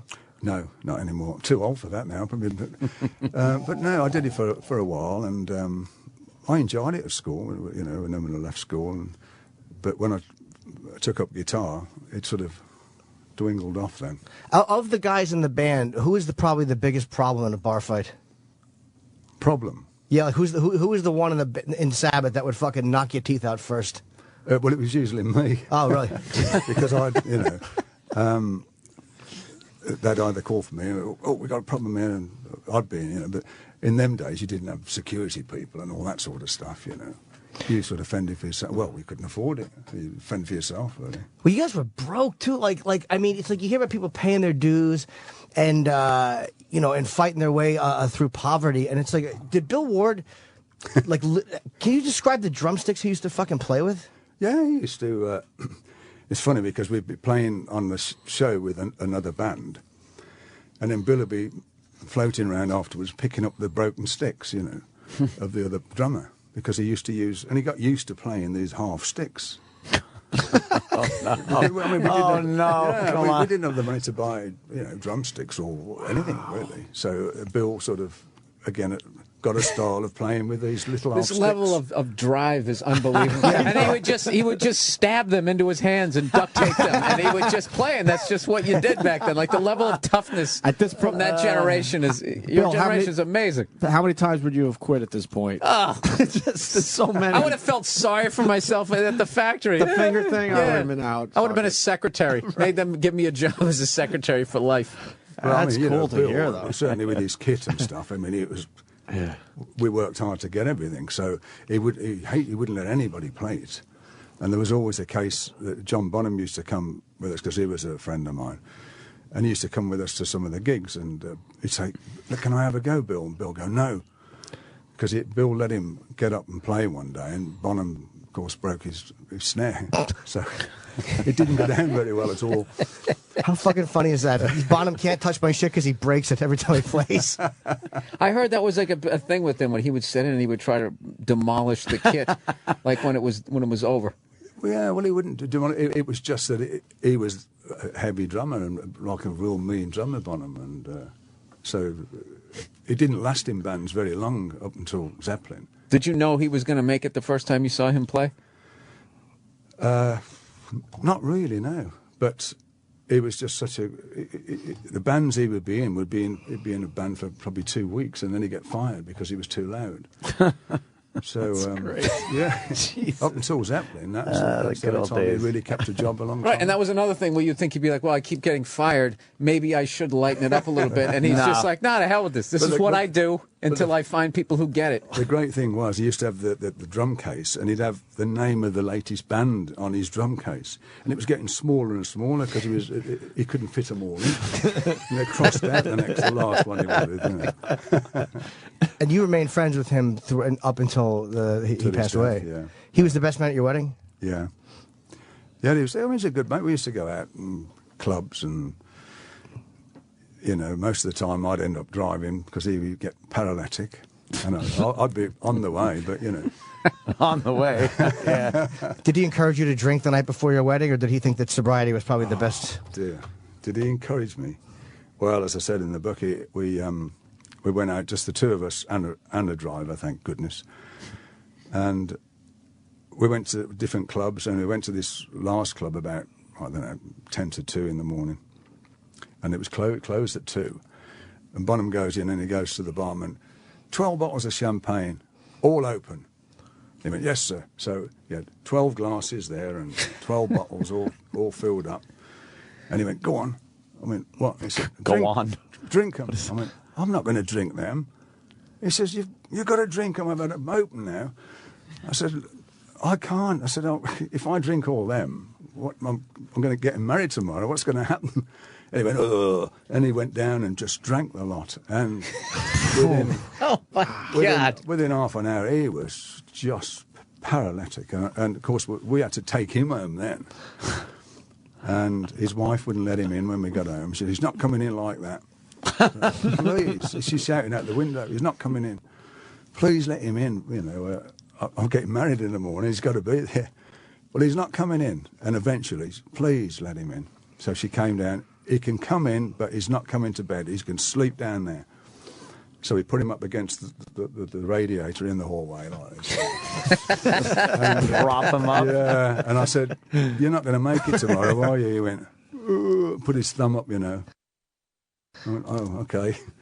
And sure enough, the next morning, he was bright and breezy. I mean, he lives probably 30 miles from me. And I saw him coming up the drive, and I just got up, me. And he's all dressed up and coming up the drive. He just sort of, he got that recovery rate, he could be fine. It's one of those guys that could fucking function the next day. Yeah, I envy that. Yeah. I didn't feel too good, but he was fine. How many times have you been married? Oh, God. Yeah. 3 times. 4 times. This is the 4th. This is your 4th? Wow. I've given up now. Yeah, this is the last one. Finally decided this is it. Damn, 4 times. Yeah, it's amazing. Like after 1 time or 2 times, you figure that'd be the end of it. But you said, "Fuck it," you went for a couple. Yeah. What was it like that the moment in that third one where you're like, "Oh no, not this again. This is just going down." I thought I had this figured out. Yeah, I got a complex thinking it must be me. Yeah. I don't really. After 3 times, you got to be like, "All right, maybe I need to." Maybe I got to adjust some things. Yeah. What was their biggest complaint about you? From who? From like the wives. What was the women's biggest complaint? Well, certainly the problem from my first marriage, and that was great, really, that marriage. But I was never there. I was always on tour or in the studio. And what sort of got up her back was when she saw when I was in the studio mixing the album, and everybody had gone away on holiday. And she'd come, well, everybody else has gone on a holiday with the wives, and you're in the studio. And I know. I mean, I couldn't. What could I say? Someone had to do it. But isn't it amazing Someone how had to get it done. fucking women, they just, it's like, even the fucking Sabbath, and they complain. There's no making them fucking happy, honestly. They want to live in the great big houses, but what you got to do to get the great big houses, they fucking complain about it. You'd have made a great wife. I never would have complained if I was married to you, ever. I just would listen to your music. And I'll marry you. Please, I wouldn't want anything in the divorce, just a few signed records. I'm fucking perfect. Yeah, you must be thinking that at some point. Was there a complaint and just be like, does she realize that it takes a little bit of work to keep 80,000 people happy a night, you know? Yeah, I suppose. But the thing is, when she sees everybody else going away on holiday, it looks like, oh, well, he didn't want to take me away. I suppose that's what it was, you know. It's that competitive thing. They all do it. They all make it about themselves. It's just what women do. They do. They have to be a victim. They can't go over there. I'm happy to be here. They got to somehow turn it around. But I love how Jimmy's making me feel like I'm liberal when it comes to this. Yeah. This is great. Go, Jimmy. Go. No, but Tony understands. It's the way it is. It's like, you know, this great life you provide for somebody, and they get pissed off at the way you have to provide it. Yeah. Do you have to remix every night? Yeah. And by the way, speaking of remixing, the biggest hit I think Sabbath commercially had would be Paranoid, I guess. At least the one that got the most airplay. Yeah. And what was that? That must have been a couple of months to put that song together. Paranoid? Yeah. What? Yeah. A couple of days. What, the whole album? No, just the song. No, a couple of minutes to do that. That actual track took, you know, probably 3.5 minutes, 4 minutes, as long as it is, really. We didn't really. I just put the idea down. Everybody came back from lunch. I was in the studio, and I said, I've got this riff, because we needed a filler for the album. They said, we need one more That was song. the filler? Filler. Yeah. That's great. We need one more song, and it needs to be probably 3 minutes. And we'd never done a 3-minute song, you know. We were always like 7 minutes and 8 minutes. Oh, God. So I just put this idea, played this riff, and when everybody got back from the pub or wherever they'd been, I said, well, I got this idea, and let's try and put it down, and that's what we did. And Did they react to it? Like, that's they awesome? liked it, yeah. Oh, they did? liked it, Okay. yeah. I thought, it's kind of catchy. Then Well, it becomes also, like, they probably liked it because we didn't have anything else, and we had to have one more song. And it's ironic, really. That was the quickest thing to do, and that's the one that sort of probably got more airplays than anything ever. I heard that song on the subway platform yesterday on the flute. Paranoid on the flute? I swear to God. On the Just flute? weird that Tony's here today. An old lady. You didn't notice me. With old lady just playing Now that would be Paranoid on the funny. flute. Do you know what the great part would be if he went down and got her and sued her? You know? She was making money off your song yesterday, Oh, Tony. that's it. If you want to report her. She did a very good job, and then she went into Twinkle, Twinkle, Little Star after that. Yeah, that's not one of those. And I have to ask, too, because it's everyone, there's all this. I was just going to ask if we could hang out later. The answer's the same. No. Everybody wants to know. There's all this news leaked about Sabbath has been talking. They haven't been talking. Can you just tell us, or tell me, even if it's whispering, where is Sabbath status right now? Whisper it. Right. Well, you know, we're all on talking terms, and Ozzy and myself have been talking for a long time anyway. And of course, Geese. But it's coming on. We'll see what happens. You know, you can never say never. It's going to happen. It's not going to happen, because all the times that people think, oh, it's going to happen, and it doesn't, then it's a letdown. So I really don't know. Let's hope, you know. But you're open for the idea of possibly doing some new material with the guys. I'm open for. Yeah, it'd be nice to do something with the old lineup. What happened to the 6 songs? You guys did 6 songs, like, what was it, like, I want to say 98 or 97 or 99? I mean, I could just name every fucking Just year. keep And going. I'll hit the nail on the head if I name 20. I sold them. Just be some I love how Jimmy does that. But I just caught myself. I'm like, was it 94, 95, 97? Stop me when I hit it. What a terrible interviewer. Yeah, well, we did. I'm a true asshole. Oh, God, man. We did do those songs, and but they sort of just, like a lot of things, get put in the box, and you go back to them another 20 years' time. So. But you still have them, so if you wanted to do new material, you still wouldn't have them, but I don't think we'd use them. Oh, you wouldn't use them? I wouldn't think. I don't know. Did Ozzy really have no shoes? Because he said that in interviews, I had no shoes on my feet, and he said that he would just walk around barefoot.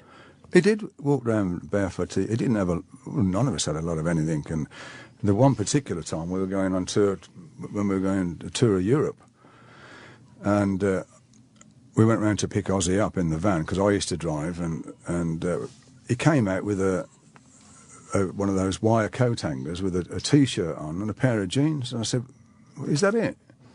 He says, yeah. I said, well, we're going away for 6 or 7 weeks. He went, I know. And, oh, righto. And that was him.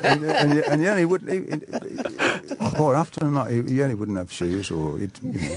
It's just the greatest. And I'm going to plug the book, too. It's Tony's in promoting the book. Of course. I mean, obviously I'm a Sabbath fanatic, but even if you're not a Sabbath fan, I know, I try to keep that under my hat. You really do. You do well. Yeah, once in a while. I try to be fair. It's called, obviously, Tony Iommi, Iron Man, My Journey Through Heaven and Hell with Black Sabbath. And it's a real biography. It's a like a 370-page biography.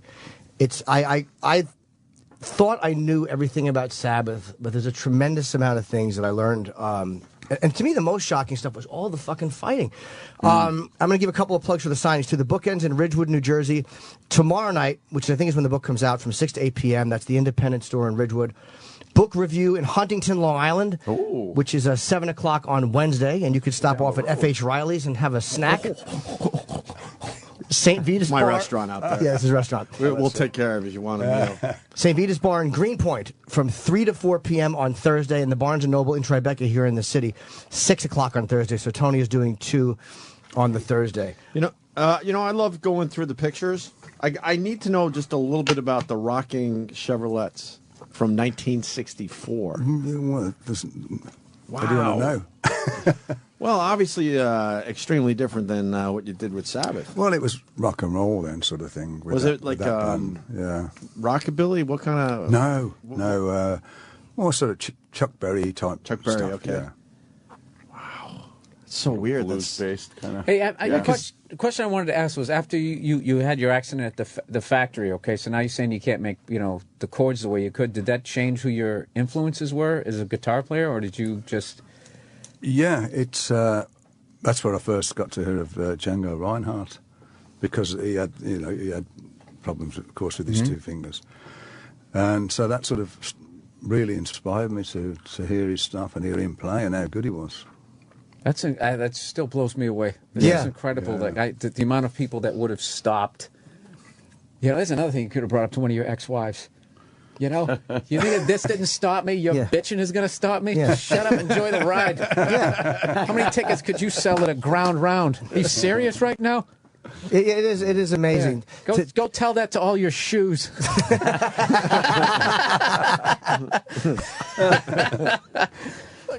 to have to make your own, especially like Make your own finger. Especially that just amazes me. What's this called? The hand that you do this with, and I'm making Fret hand. The fret hand. The other hand, it would have been a little bit easier, right, or at least less inconvenient. Oh yeah, absolutely. If it had been the other hand, it would have been, well, I wouldn't say no problem, but it would have wouldn't have stopped me from. I'd have been able to play usual way. Yeah, the other way here, a little more of the business end. Just the fact that you can't feel the string now. There's That's something crazy. else in between there, and you're still able to come up with that. That's unbelievable. It is. It's weird because you really can't feel any string. You just have to do it by ear, bending the string, and hopefully it doesn't go boing and slip off. Because it's Oh, God, you're that must have relying been on the leather frustrating. to grip it. You don't even realize that. Yeah, so much of it is feel. The feel of the string under your finger. That's so odd to be able to do that and not have any sensation. No, what's going on under there? Yeah. Absolutely not. You have trouble grabbing someone else's guitar and playing it because of the string thickness and how it's set up. I've never been. That's the thing as well. Being left-handed, it's always. Oh well, yeah, that too. Yeah. Okay. Not It everybody makes it has a very lefty awkward. guitar. Yeah. And if I've been into a music shop, there might be one left-handed guitar there. Or Isn't that the something. worst? They never have. They'll have like one, and it's not even a good level one. Yeah. Be like one of those Mexican Fenders for like $40. We got one here in the back. Have you ever been to Southpaw Guitars in Houston, Texas? It's basically the Guitar Center for left-handed guitar players. I don't think so. It's insane. They got everything. Les Paul's, I don't want any SGs. now. Yeah, what's that? I don't want any now. Yeah, That's It was hilarious. then I wanted them. Now you get them thrown at you. But Yeah, of course. You think you have to Why did I just say that like he has to go out? You should go out there. Left-handed, I'm an idiot. See, I beat you, Jimmy. I asked a dumber question. Tell him Tony, I got a left-handed guitars flying at him, right? Well, at least you didn't name 40 guitar stores like I did with the fucking years. At least you quit at one. I just You wanted left to out a know that couple I knew, years there, I knew Jimmy. something. Hey, Sabbath, you quit Sabbath before they really became Sabbath and joined Jethro Tull, very briefly. Yeah. And can you talk about the Rolling Stone circus which you were in, which was this classic thing that I the Stones love shot, that thing. and Tony it's plays so in that. weird. It was very It's weird, really certainly for me, strange. because when I went with Jethro Tull, and it was a period. Then I said to Ian, I wasn't going to stay. I was going to go back with the other, with Sabbath, really. And he said, "Would you just do the? We're doing this film. Would you just do that with us?" And I said, "Well, okay." He said, "Because we won't be able to find anybody in between us." So I said, "Okay." And what an experience that was, Just so people know, it was the Stones. Lennon was part of it. The Who.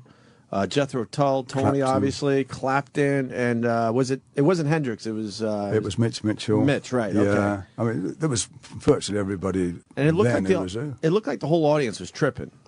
They may have been in them days. And they were in like I haven't seen it in a while, but like rain slickers or something. It's a bizarre thing. And then Yoko Ono, she blew the whole thing. Oh, that was really strange. Yeah, I mean, she sort of She just started. Lennon's feet all the It was time. almost like the Warbling. first supergroup. You guys are all jamming, and then she gets up to the mic and starts doing her dumb cat noises. You couldn't have liked that, Tony. Pardon? He's going to be a gentleman. He's going to be a gentleman. Tony references it in the book. He does? Yeah. And it's like, what is she doing? It's man? not a This is glowing review. Okay, good. good. Because, I mean, as a music fan, you're like, this is never going to happen again. And then she steps up to the mic. Did I ever show you guys that YouTube video where it's Lennon and Chuck Berry playing on TV, and Yoko's there, and they're doing one of Chuck's old songs. So Chuck's killing it. Lennon's psyched that he's there, and then in the middle of the song, Yoko just walks up to the mic. No, she had a mic on her bongos. She turned the mic up to her face and just goes, out of nowhere, you see Chuck Berry makes his eyes just go wide, like, because one of those deals, like, it's not my place to tell her to shut the fuck up. But shut the fuck up. Yes. Lennon must have been scared of her because you're with all your peers and you allow that to happen. It was awful. Well, I mean, but besides that, the Rock and Roll Circus is an amazing thing. He didn't seem that bothered, to be honest. I mean, they seem so much in another world, you know. Yeah. Yeah, he might have been. Sometimes you get caught up in something and you think that your chick is better than she really is, or higher than she is, or whatever the situation is. He might have just thought like it was great what she was doing. It was rough. Yeah, I mean, I've seen it's not good. You didn't look at the people's faces. Well, she's doing all the rest wonderful. of the musicians, I mean, and it was, oh my God. Oh, they were all. But you know, who's going to say anything? That's the understatement of the. Oh my God! And Jimmy talks about it in the book, right? Yeah, and it's good. That'll sell some books. He's not as kind in the book. Good. And he's very nice. He's being very nice now, but you can tell just by the way it's written. Were you responsible for any of the Jethro Tull songs, or it was so brief? There was one song that I just done a riff on, which was "Nothing Is Easy." When they were writing that, but that was it. I'd gone after that. Okay. Did you guys write "Fairies Wear Boots"? Was that there was a fight you had with a bunch of skinheads, a really violent altercation? Did you write "Fairies Wear Boots" based on that?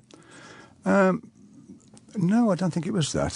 Geezer wrote all the lyrics, of course, on that. So, I mean, he had a wild, weird imagination of things, depending on what he'd smoked the day before. But other days, he could have possibly done it from that, but I think it was more from a vision he saw when we were in Germany once. Somebody leaping across the snow, and he used to come up with these funny sort of titles and funny. He's got a weird sense of humor, really. Is that where why did the skinheads attack you? Because that was because you said at one point I handed Ozzy a hammer, and they went outside and Ozzy was smashing. I didn't hand it him. He grabbed a hammer. Yeah. What happened was Geezer. There wasn't mobile phones in them days, or there wasn't even a phone in the building where we played. So Geezer went out to phone our management at that time to find out if we were collecting cash or what it was after the gig. And as he was in the phone box outside, a load of skinheads just surrounded the phone box. And of course, they were going to get him. And when he came out, they sort of whacked him, and he ran, and he came in to us, and he said, told us about all these lot outside. So rather than stay inside and be safe, Ozzy grabs a hammer. Well, That's we had to go out. We had to get out because we leave the buildings, and they're all outside waiting, So there was no option, really. So we went out, and he just grabbed the hammer, and thank God he did, really, because, I mean, there was a lot of them. There weren't just like half a dozen. There was like probably 40 of them. Wow, man, yeah. And one man with a hammer, that'll make a lot of people leave. Well, it made a few people uncomfortable, I know that. But sort of somebody grabbed him around the neck, and he went boing with the claw end back on the head. Oh dear! But just Ozzy hitting somebody with the claw end of a hammer, it's like I can't picture it. I pictured it. You think that guy brags about it now? See this scar? Yeah. Let me tell you a little story. I've wondered that. Like, do those skinheads ever, like, in 3 years go, oh my God, that was fucking Black Sabbath we had a fight with? Just got hit with a hammer by Ozzy. You'd get hit by a hammer by Ozzy, right? Any of the guys could hit me with anything they wanted to. Tony's wearing a cross. I hope he fucking sticks at my eye. I'll take it. He's not joking, Tony. He's not joking. I'm always interested too by like rock feuds or people that have these weird things that we don't get to see. And you said that John Bonham came to one of your shows in 1980 and this is with the Ronnie James Dio lineup, and him and Dio had some kind of words. Well, yeah, it wasn't. It was, yeah, that's some kind of word.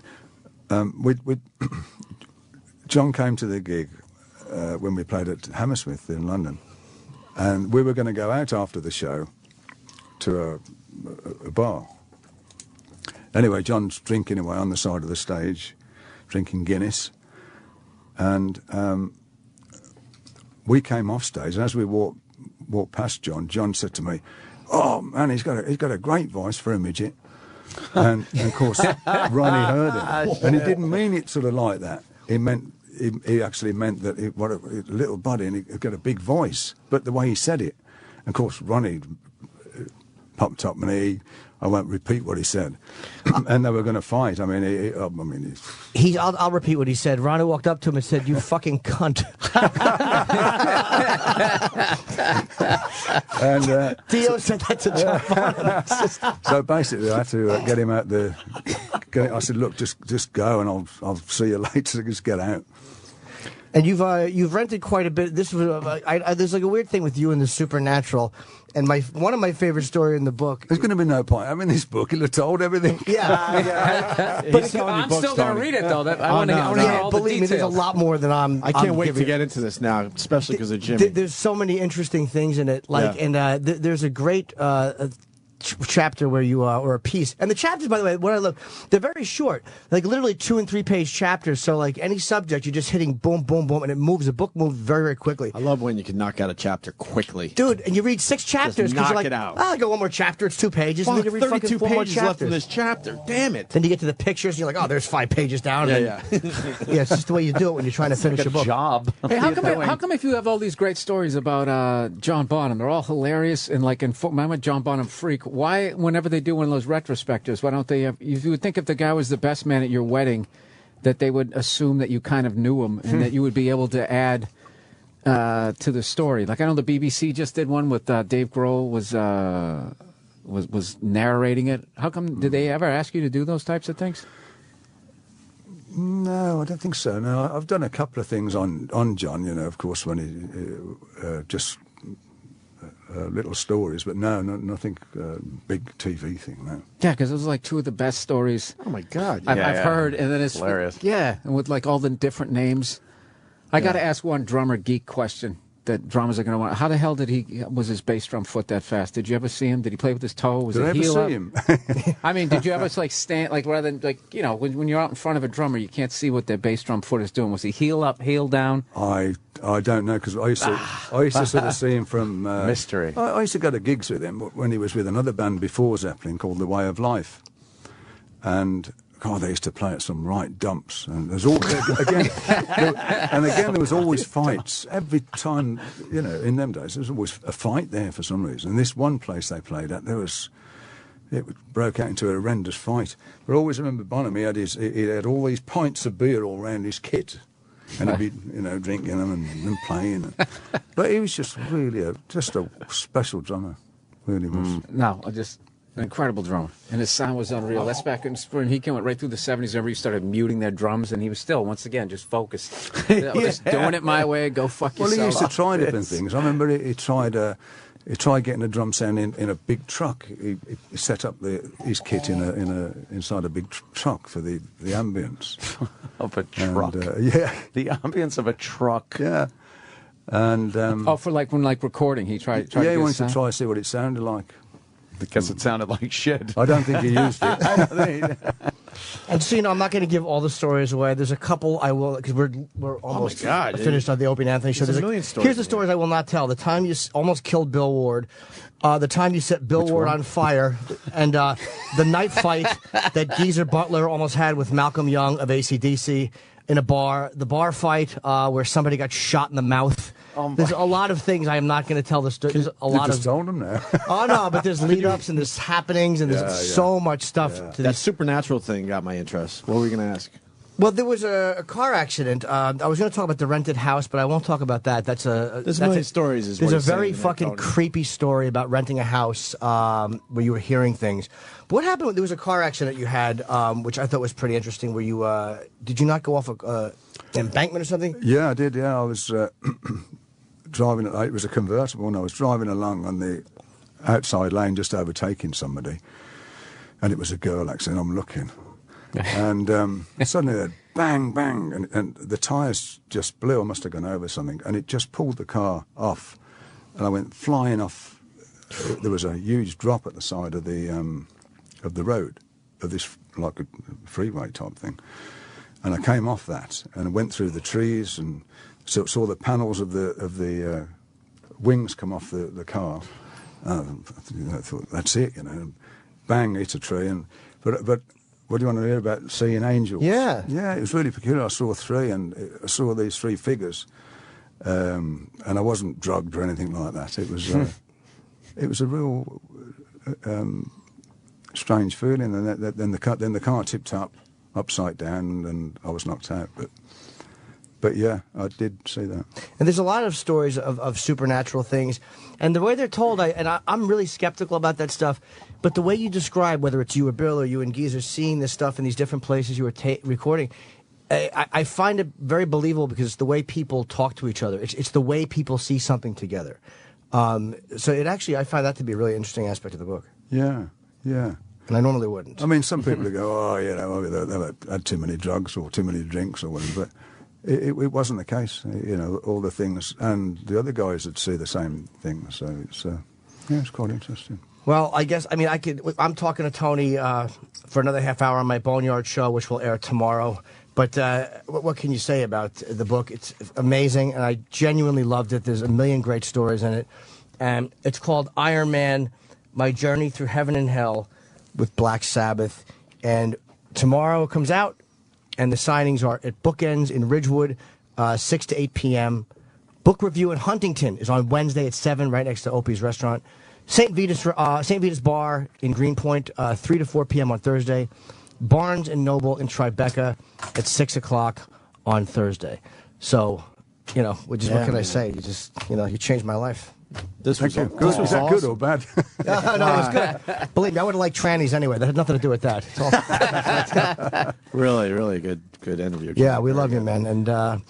And Bill Burr, just quickly, he's going to be on Fallon tonight, so... Yeah, kind of pales in comparison with John Bonham really. and legendary rock stars. No, but it doesn't. You have something cool to tell Tony right now.